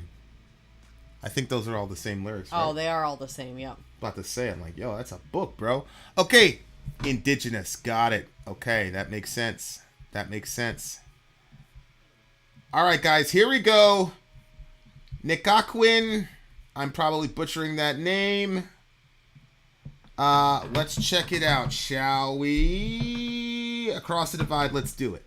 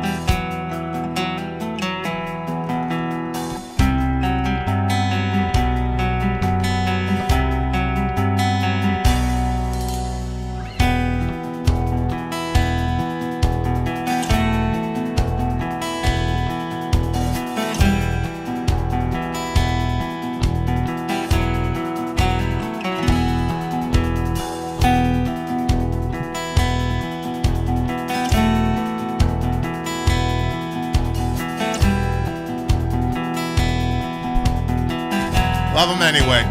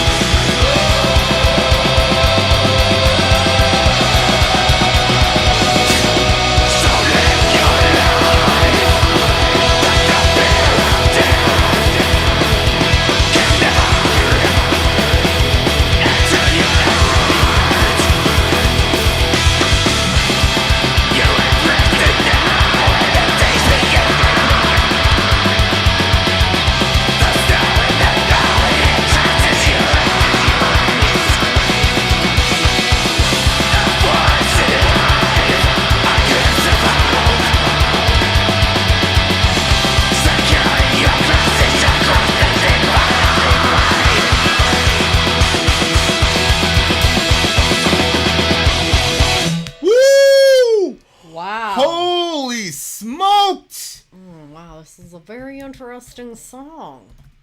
Oh my goodness gracious. That was the song of the night so far for me. It was very, very, very, very, very, very guitar driven. Yeah. I love this song. Obviously, very, very guitar driven. They did such a good job. And yeah, the multiple vocal styles. I wish we would have ended on that clean thing, but it's all good. But what they did with the dueling guitars, and they were dueling guitars, and there were times when they harmonized and diverged. It was kind of like this in and out type of thing. Holy shit! I wish Pony was here to hear this song. Like, I feel like she would have really, really appreciated it. Yeah. You know what I'm saying? Like, yeah, you're probably right. Now I'm not sure, because in for indigenous people, there's those rituals where you go out into the coming of age type rituals or whatever. Kind of blind here. Hopefully we can get the big homie Dwayne to kind of fill in some blanks. But like you go off into the woods and all that, and it's like it's really perilous. I mean, I'm sure kids would probably died in the situation, but like you find your spirit animal and all that jazz. Shout out to Neil. So like I'm not sure like exactly what it's relating to, but if that's the thing, like that's unbelievable. Unbelievably amazing. Okay, so with fingers numb on snowy grass, the circle glows and shivers past. A heart at home in rays of heat as embers thaw your frozen feet. So a heart at home in rays of heat as embers thaw your frozen feet. So live your life that this rising smoke will carry the voice of your heart. You have traveled far and the day is long. The burdens of winter refuse to subside. Alone with the stars and far from home, preparing your passage across the divide. So that's where I got the whole, maybe this is one of those coming of age rituals where, you know what I'm saying? Yeah, like you kind of cross over from boyhood to manhood, or it could be crossing over from death to what's next. From this life to the next life or whatever. Yeah. Yeah. The other thing too that I've even known people that have participated in these type of rituals. They'll really? Like go out into the woods and all that shit? Yeah. Well, you can't figure it out. Like we personally know people? Yeah, that girl. I'll tell you anyway after. Wait, which girl? Well, let me just say what I'm going to say. Okay, because okay. It's not. I'm not going to say the person's name and then say the information. So it's one or the other. Mm-hmm. Later, Jambi. It's where they like. It's this idea that you have, like, kind of like an evolution sort of idea, but that the pains of the past are carried like through us in our bodies, and we pass it to our children. Mm-hmm. So the concept is kind of like, that fear that kind of can fill some of us on certain topics. And it's like, well, you never experienced anything like that. Why are you so afraid of that happening? But it's because, in your past, in your lineage of people that led up to who you are, this happened, on enough times to cause like trauma or damage that lasts generationally. Uh-huh. And so you kind of carry the pains of the past and into your present life. And so they do these like rituals, I guess, where there's a fire and people are able to like cry out from like the depths of their being to release that pain from themselves, but also to speak up for those that have gone before. And I'm not saying that that's what this is, but I'm just saying that's another type of ritual that I have heard about. Whether it's something that they actually do or it was something that Americans created to make money and get people around the fire, I don't know. It sounds legitimate to me. It sounds like something that I don't know. It sounds legitimate to me. But, what do you mean? Well, like, how sometimes you'll, like, read stuff, and then you realize that it didn't actually happen like that. That's not how that's actually done. It's just an American took the idea, and then they credit that culture with it, so that way they can drum up American blah, blah, blah. And it's really about money. Yeah, so, 100%. Like, I don't think that this girl that I know is connected necessarily to her, like how much Native American does she have? Oh, is this the one that says she's God or something like that? Yeah, like how much Native American does she have? How much, is she connected to the tribe that even she belongs to? How connected is she? All that stuff I don't know. Or did she see some retreat that you could go to where you were going to do this ritual? Maybe she did the Elizabeth Warren thing. Right? Where she... Is that her name, Elizabeth Warren? Yes. Or fake, Pocahontas, depends on how you want to call it. Yeah, the fake Native American lady. I don't know how the hell she got away with that shit, bro. That should have been like the end of that woman, bro. Honestly, honestly, with her net worth of $67 million. Shout out to her though. The Muskogee people do not share the ways of ceremony. It's quite complex. Yeah, I feel like a lot of them, like if they're like they don't owe us. That. You know what I'm saying? Like, the Mormons have, like, these sacred temple rituals or whatever. But it's like, oh, it's so secretive. They should... It's like, why? Like, these people don't owe us their rituals. They of course they get... Like, listen, I got a lot of rituals that I don't tell anybody. Like, I don't owe that to anybody. So, it's a real... Like, when different groups of people, like, explain to you their rituals and things like that, like, that's a major, major honor, I think. Like, because that's like as close as you're gonna come to something that's seriously some of the most intimate parts of a person is those kind of rituals. But it looks to me like, so when he quoted Tecumseh, he said, "Live your life that the fear of death can never enter your heart." That's why I think like it was that ritual, and the crossing over was more about like, again, that. Yeah. You engaged in this sort of, this ceremony so that you can, cross over. Like you've definitively crossed over to manhood now,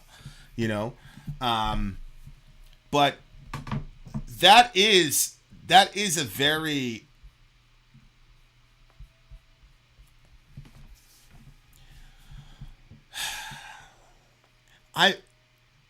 The whole concept of fear of death is a very complex thing to me, because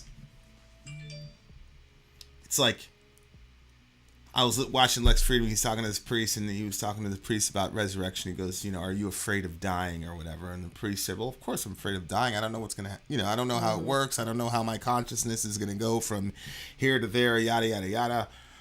So it was kind of like an of course type of thing, but like.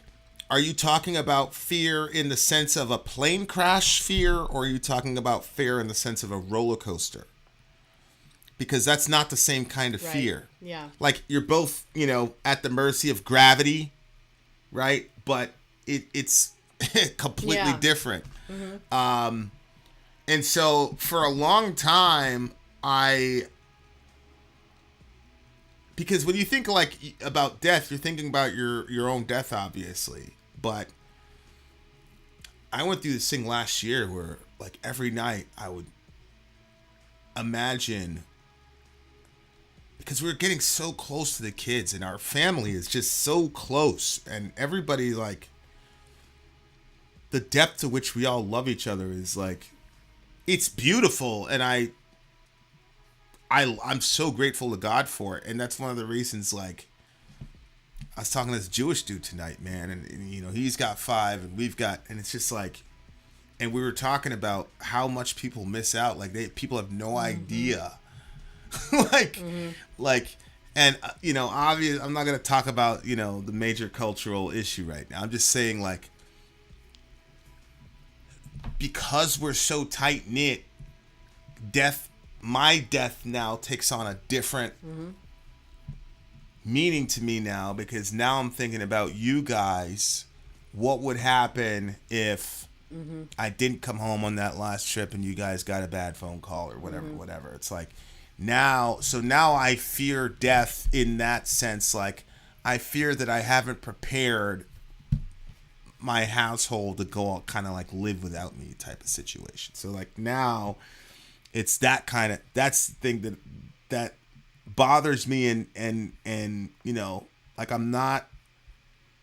I am afraid of death in the roller coaster sense, for sure. You know what I'm saying? Like, it's one of those things where it's like, Really? Oh yeah, especially now, like when you talk again in the roller coaster sense, like you go on the roller coaster to be afraid, you know, but now it's like it's not enough like to like, you know, we said a couple songs ago, like hitting moments where like, yeah, I don't care if I live or die or whatever, and like inside, like those moments are very euphoric, but the other side of that now that I'm a family man and those prospects are gone and I'll never be able to repeat those.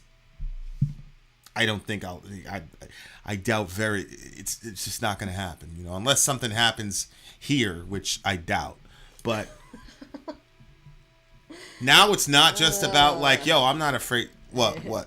I mean, it's just funny because even in that sense, what? Just the mindset that you have, like, so okay, and my mindset has changed too, not for the good as far as like what's leaning toward what the belief system is in our religion, but you know, before it never ever entered my mind to fight violence with violence.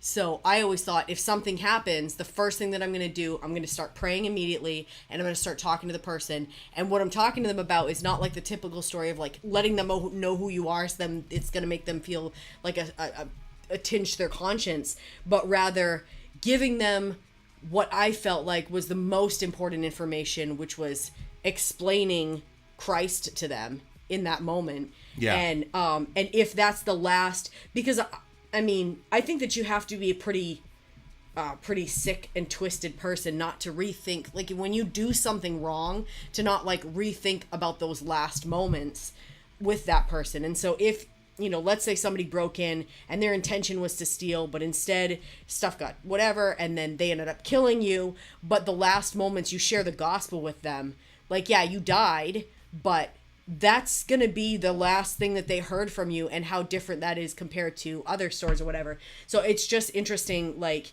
interesting's not the word, but like you said, you know, apart from something happening here, which means, you know, obviously that your mindset on that is still like something happened, like that's your go-to rather than the other. And I'm what? Like preaching to them? Yeah. Oh no. If somebody came for y'all? Right.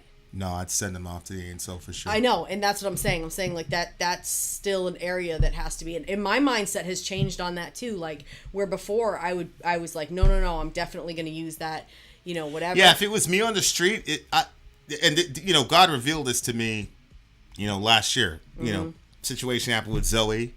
Yeah. And other situation happened, and I lost my mind, and I went, you know, I mean, whatever. You know, I asked for prayer, asked God to forgive me or whatever. But I know where I'm at, you know, realistically. Myself, I've been tested myself, and I'm pretty good with that. But you guys, I'm not. My relationship with Christ isn't at the point yet to where I would act the way that I'm supposed to act. You know what I'm saying? But I don't. Yeah, I mean. Yeah, but I'm not. I'm not sitting on some pedestal. I'm just saying. No. I don't think you're sitting on a pedestal, and that's why, like, I go out of my way to say this is where I have. I'm not complete yet, like, because I don't want to present some sort of Christianity or some image of myself that, you know, Jesus is about nonviolence, but I'm good to lay down my life for my enemies, but not for anybody that would harm you guys. And that also became pretty clear to me with the whole Uvalde situation, because one of the reasons I won't look into that is just because it just depresses me. But the other side of it is it just, you know, what happens in the mind and the things that you fantasize about, you know what I'm saying? And I find myself like drifting, like when your mind drifts and you're like, this motherfucker did this. And it doesn't stop with him too. It really, I told one other person, this is my best friend on the channel. And I told him, I said, I feel bad for that kid that killed those kids in Uvalde. I have no animosity whatsoever toward that Ramos kid at all. all of my hate is toward those officers. Like literally 100% of it is toward them and not even that Ramos kid. Yeah. Like, to me, that guy, he's a kid himself. In our culture, I'm surprised that it doesn't happen every day in this fucking culture that we're in right now. People are so disconnected, especially, I'm sorry, but boys. You know, there are so... That's why I appreciate rituals like this. Yeah. I read there was a really long involved one in Roots where Kunta has one of these, you know, when he turned 13, him and his boys, and they took part in this ritual. And it's so important for an older generation of men to look a younger generation of men in the eye and say, you're a man now. Yep. This is what it means in our culture to be a man. Mm-hmm. And you get this so many boys in this generation do not have this. There are no rituals like this. There's no line of demarcation that pushes you past adolescence to. And now, you're like, if you look at the stats, dudes are getting married at 25, 26, which is insane. Because the sweet spot for a woman to get pregnant is between 20 and 24. I just did that research because I have to. There's a real man crisis in our boy crisis in this country. Mm-hmm. And it's stuff like this. Like, just look at that. Live your life that the fear of death can never enter your heart. Like, this is something that a man tells a young man, you know.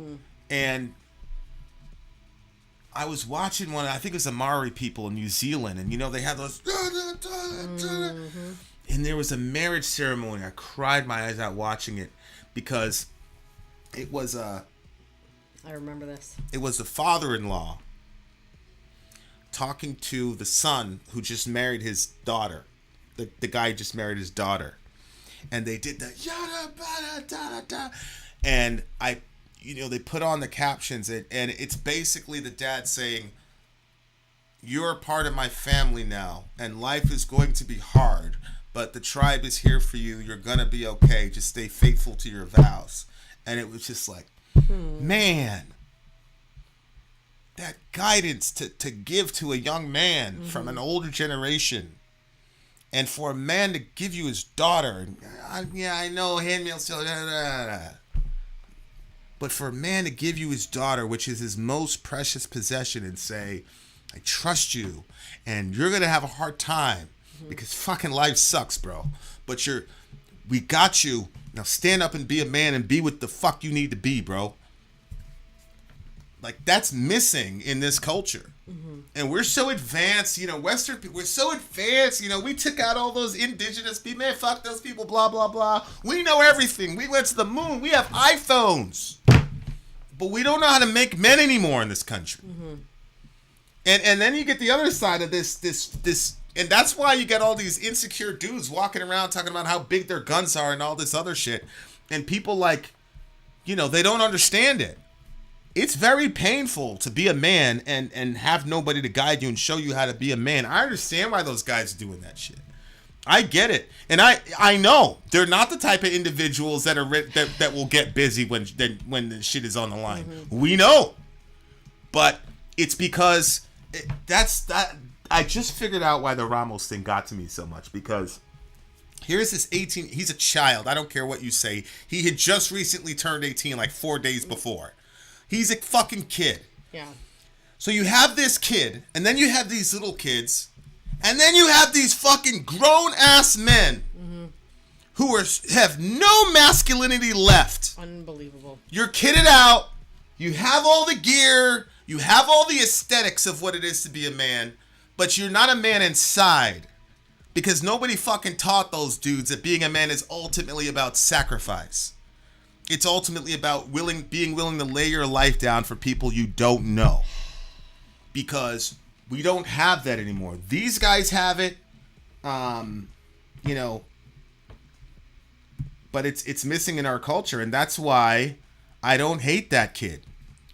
I don't hate him, but I really do. This is a flaw on my part, guys. I'm not saying this is good, but I fucking hate those cops, bro. I hate them.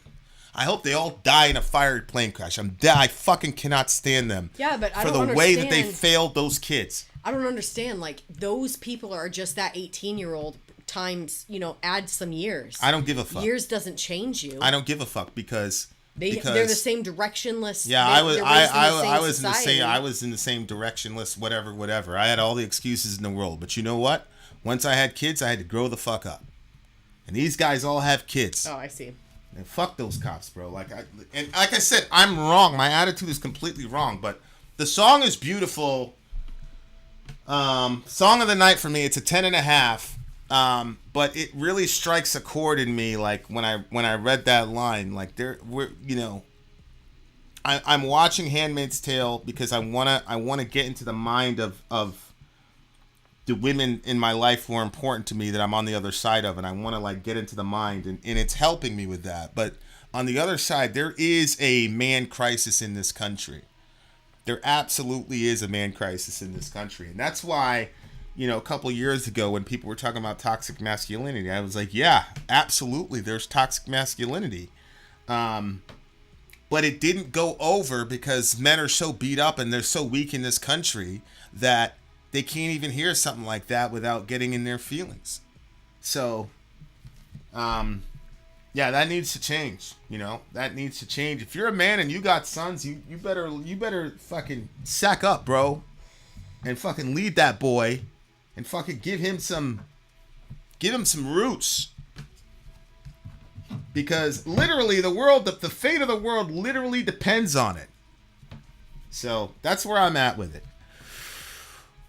Whew. All right, it's a 10.5 for me. So I was kind of like a love-hate relationship with this song. There were parts of it I really, really liked, and there was parts of it that I was like, nope, not a fan. So I'm gonna give this one an 8.7.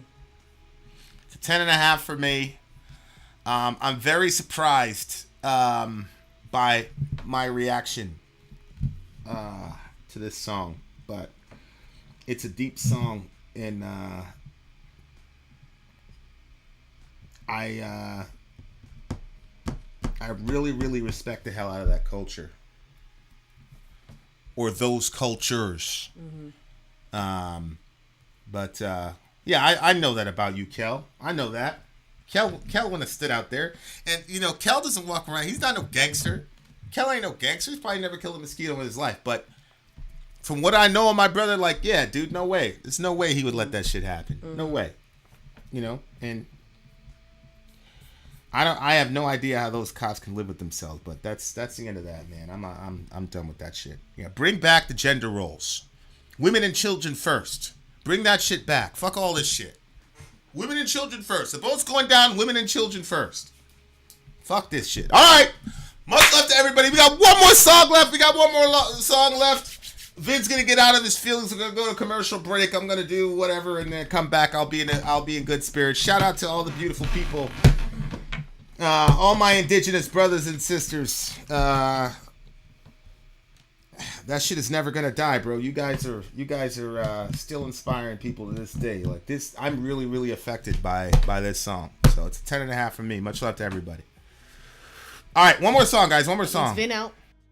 I'm Vin. I'm sorry. If you would like to get your song reviewed, dear listener, there's the Filthy Capitalist option. As Sori says, $125 gets you straight to the head of the line. You don't have to be a part of the alliance. You don't have to be part of the group. Wait a minute. And the biggest thing is you don't have to wait. You hop, skip, and jump right in front of everybody. $125 gets you there. You do that 3 times, and you get mashed down to the $75 rate for perpetuity. Yes! Also, there is a band review option. So if you've got a band and you're trying to get your band some exposure, hit me up at sori@gmail.com, and I'll show you the details about how to pull that off. You can also jump on Patreon, and there is a option on the tiers to be able to get your band reviewed. Obviously, we can't lie to you, so we can't guarantee a positive review. Get what you get. It's just rubbish. Rubbish. That's British for garbage. My favorite is the community option. $1 at the gate gets you in at Patreon. You get to join an alliance. The alliance joins their points together, and that helps determine what songs that we do. The alliances hang out on Discord. Message me on Patreon to get the link. And they do all kinds of other cool things. They do Minecraft. Dungeons and Dragons. Yeah. It's really a community within the community. Anybody can go in the village, facebook.com/sori. There's 160,000+ people on the channel. What's cool about the Discord is that it offers a real opportunity for community connection, friendship, that type of thing. And it's on Discord, so if you're not a Facebook person, it's for you. You start off at $1. Right. Plus you get exclusives. Sori and I are working on a song. So the first 15 seconds of that was on Patreon. Also, at $15 tier and above, when we actually debut the video, they're going to be there live with us. There you are, dear listener. Buy our merch. Buy our merch indeed, a child shall lead them to buy our merch. That's what my partner in crime usually says, but my partner in crime is not disposable at the moment, or indisposed at the moment, I should say. I was reading my little sister's quote about oh man, Michelle, I love you, Miss Rourke. You want some gangster shit right now. Okay, guys, we have one more song left. Unfortunately, the night is over. The big homie Negative Vibes, Kellandros, Bertel, they combined their powers. I don't know if you guys remember Captain Planet. We do have alliances. We also have single DJs, but there's no rule that says you cannot combine your song purchases to create a DJ stream with another person, which is what they have done. Gaming the system, call it what you want. I don't care. You can see up there. We got one more song left, guys, from the beautiful people in this alliance. And we are going to listen. There's 5 lyrics. We don't really have, none of us can find the lyrics, so we're just going to try to listen to the thing and vibe on it. Okay, but this is what he said, if you can just read that. Auden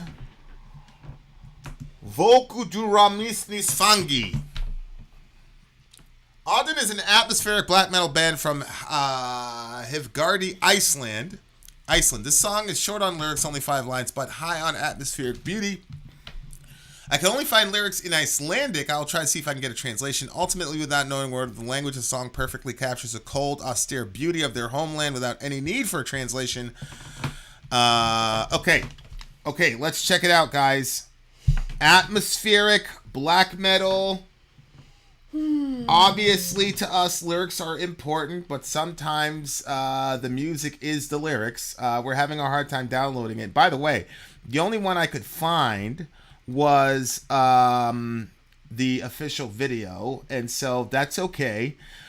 We reserve the right not to do official videos because they'll get us blocked, because you guys know that, we don't do the talk over the music thing like other reactors do. By the way, that doesn't make us better than other reactors. It's just the way that we do things. Check out other reactors, Alex Hafner, Pink Metalhead, all those beautiful people. But we don't do that, so sometimes the record label will just straight up block the entire thing and then take down the entire stream, and then Soraya has to go and fix it. But that's okay. It's a labor of love. Kellandros is my man, and so I am going to go with the official video. Like I said, we reserve the right to do that or not do that. And I do love you all, but I'm allowed to have friends. Okay, here we go. Auden Vokas Durmansis Fangi. I don't know what that means. I don't know if I'm sure I've butchered the pronunciation and all that jazz, but we're going to do it again. Okay, let's go. Go ahead. There we go.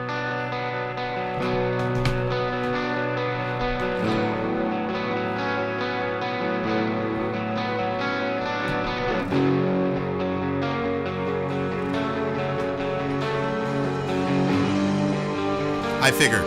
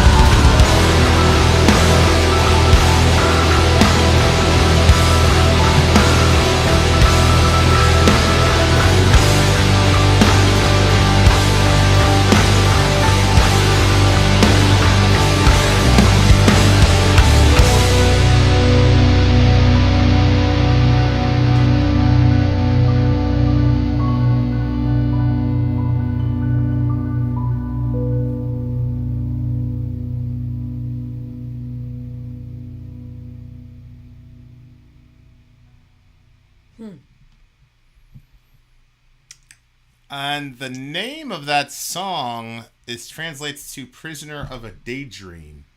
Is the name of that song? I wonder if the song, because we don't really know what it's about, right? Well, "Prisoner of a Daydream" would be probably his understanding of life in this world. You know, it looked to me like you were seeing. Row, your boat down the stream, merrily, merrily, merrily. Life is but a dream. Yeah. You know, so "Prisoner of a Daydream." You know what I'm saying? Mm-hmm. So what were you thinking? Well, just looking at the video and what we were hearing, I thought it was probably talking about like Mother Earth and nature and how, like, because you saw like what they were doing in that like place. Yeah. And then like there were the kids going into the mines, which is obviously dangerous. Mm-hmm. But like the stuff that we've done to the planet because we need more, or Oh, really? Okay. So that was just kind of looking at the video, like it just obviously what you were seeing, like the industry and stuff and how it's affected. Yeah, I just wanted to let the scenes play out. Go ahead.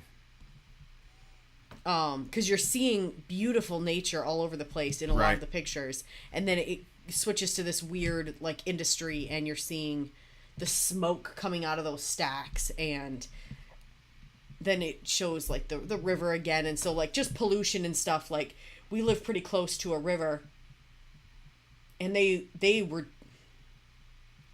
been dumping stuff in that river for the longest amount of time. And eventually, like, they started putting some regulations on it because it got so bad. I think that everything died in the river. Like, nothing could even live in that river. Oh, really? I'm pretty sure it was like, it got really bad. Wow. And so they started putting, stricter regulations on the different, the shoe shops and everything that was nearby and whatever. But to my knowledge, it's not a fixed problem. Like the river itself doesn't look too bad.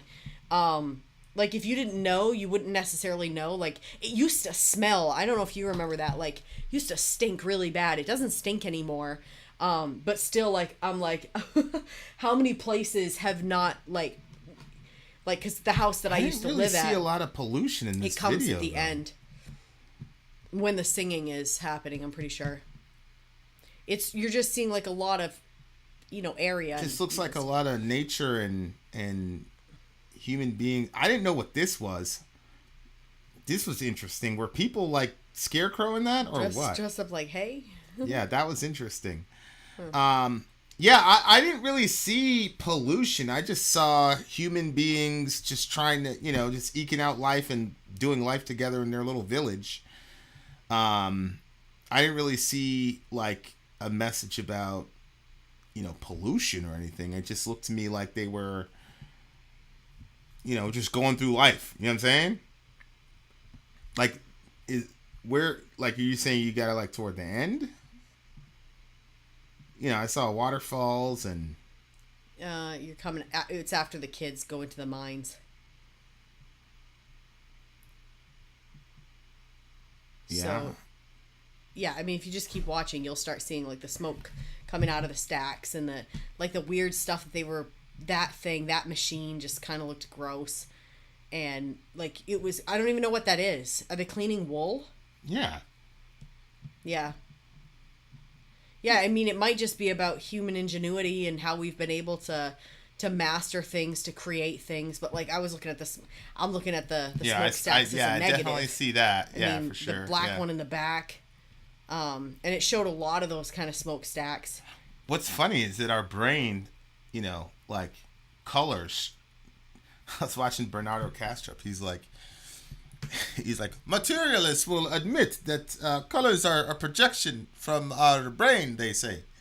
So that's how the world really looks. But colors, that's what the scientists are saying. Colors then are if just that's projections from your brain. If that's true, then why can we see how come we see stuff in black and white? Why wouldn't our minds just project onto that some color? Well, they don't know why. It's part of the hard. That's qualia. It's part of the hard problem of consciousness. They so don't in know. Real life, we add color to it. But if we see a black and white film that looks like the rest of the world that's how the world really looks. I don't believe it. Yeah. I don't believe it. But yeah, so you believe colors are real? I think we don't see color for what it is. I don't necessarily think what we see is what there is. I think it's toned down. Like, I think what they saw in the garden was much more vibrant. I think when they left the Garden of Eden, that not only was life different, but I think color was different too. Holy smoke. Iceland used to have forests, but 97% of those were cut down in just 100 years. Yeah, see, that's the... Yeah, that looks to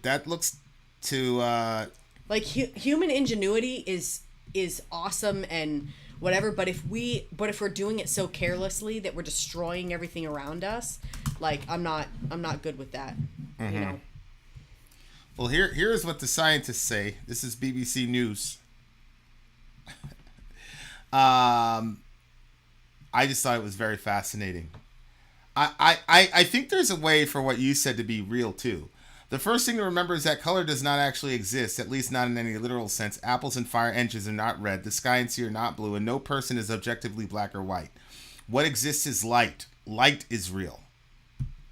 So you've got all the color spectrum within rays of light, but they're not objectively real by themselves, which is very interesting for materialists because they say that colors aren't objectively real even though we see colors, but that the physical things that have color, that's real though.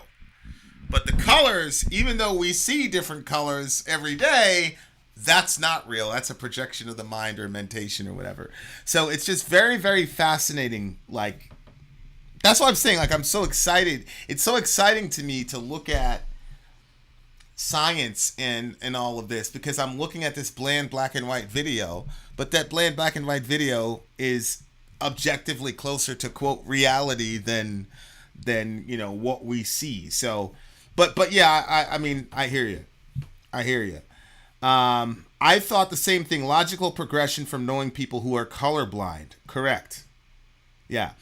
What we perceive as a particular color is unique to us individually. Like what blue looks like to me. Yeah. Like Kant was saying the similar thing, negative vibes.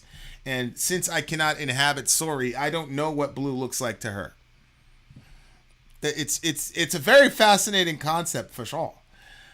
Well, I mean, I do kind of think that, like, when I look at, like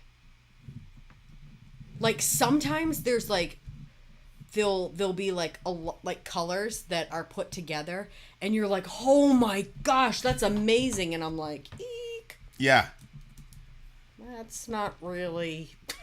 I don't really like that. It's fascinating because the guy that, it's talking about walking in a daydream or whatever, as Kel said. And, again, looking at a panpsychism, I mean, I'll probably do like a 5-hour video on panpsychism and all the rest of it, and I'm not a panpsychist. I'm probably more a conscious agents person, but despite the extraordinary experience of color perception, all colors are mere illusions in the sense that although naive people normally think that objects appear colored because they are colored, this belief is mistaken. Neither objects nor lights are colored, but colors are the result of neural processes. So Bernardo Kastrup was saying, okay, so you admit that something that looks objectively real and something that all of us could say is the moon white, 90% of us would say yes. When the light turns red, all of us are seeing the same thing. All of us are, but what's fascinating is all of us are seeing the same hallucination simultaneously. That's the thing. Unless you're colorblind. But what's fascinating is what we call a colorblind person is actually a person that's closer to reality than we are, but we're saying that they're blind. So then I say to myself, okay, so a blind person is closer to reality than a seeing person because the eye gate is simply the means by which we continue with the illusion of all, quote, physical reality.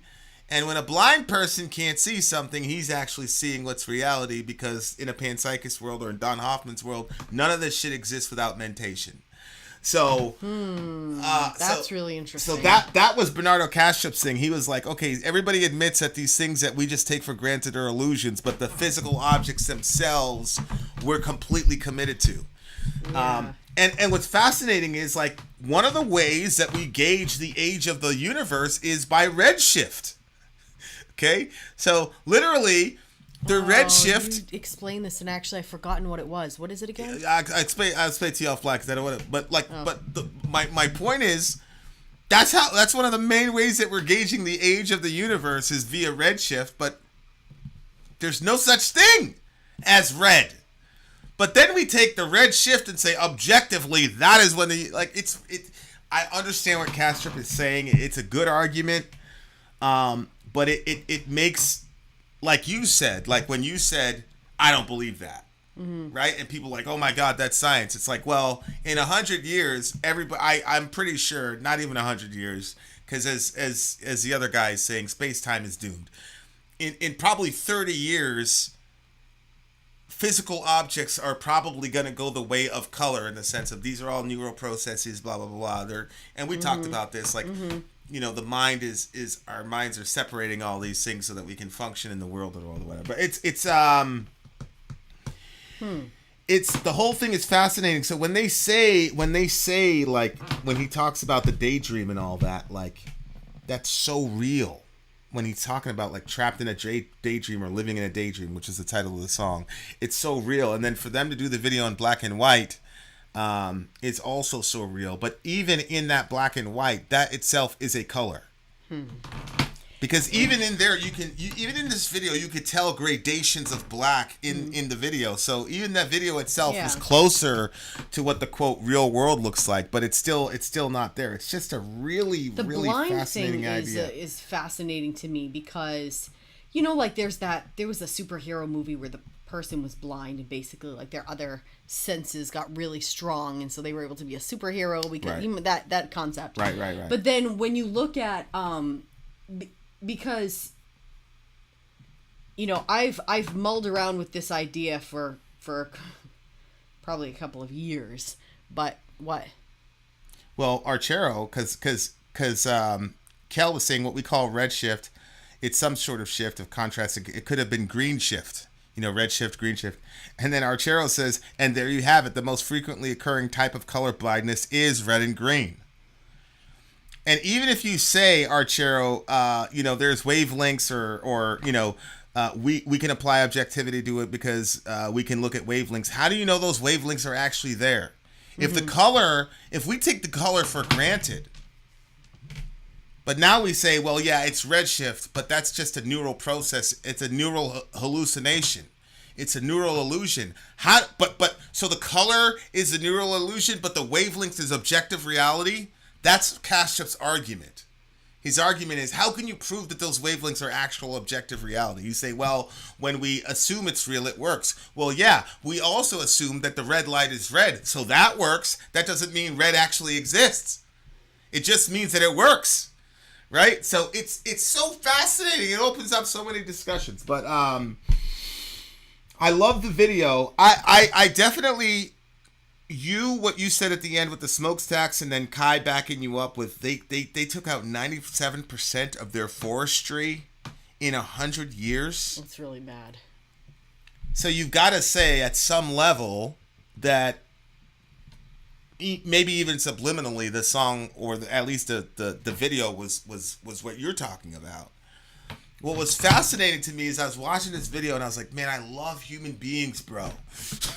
Like just people in the village and the kids in the village and people working and doing this and that and like living a very simple life. I'm like, man, I love human beings. And at the same time, it's like, yeah, we also took down 97% of the forestry and completely fucked up the air and all the rest of it.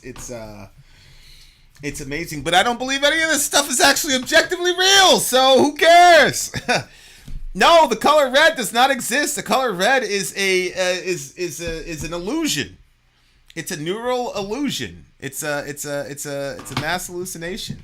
I'll read it one more time. It's very, very fascinating. And I completely get where everybody's coming from, but it's crazy. Here we go. Despite the extraordinary experience of color perception, all colors are mere illusions in the sense that although naive people normally think that objects appear colored because they are colored, this belief is mistaken. Neither objects nor lights are colored, but colors are the result of neural processes.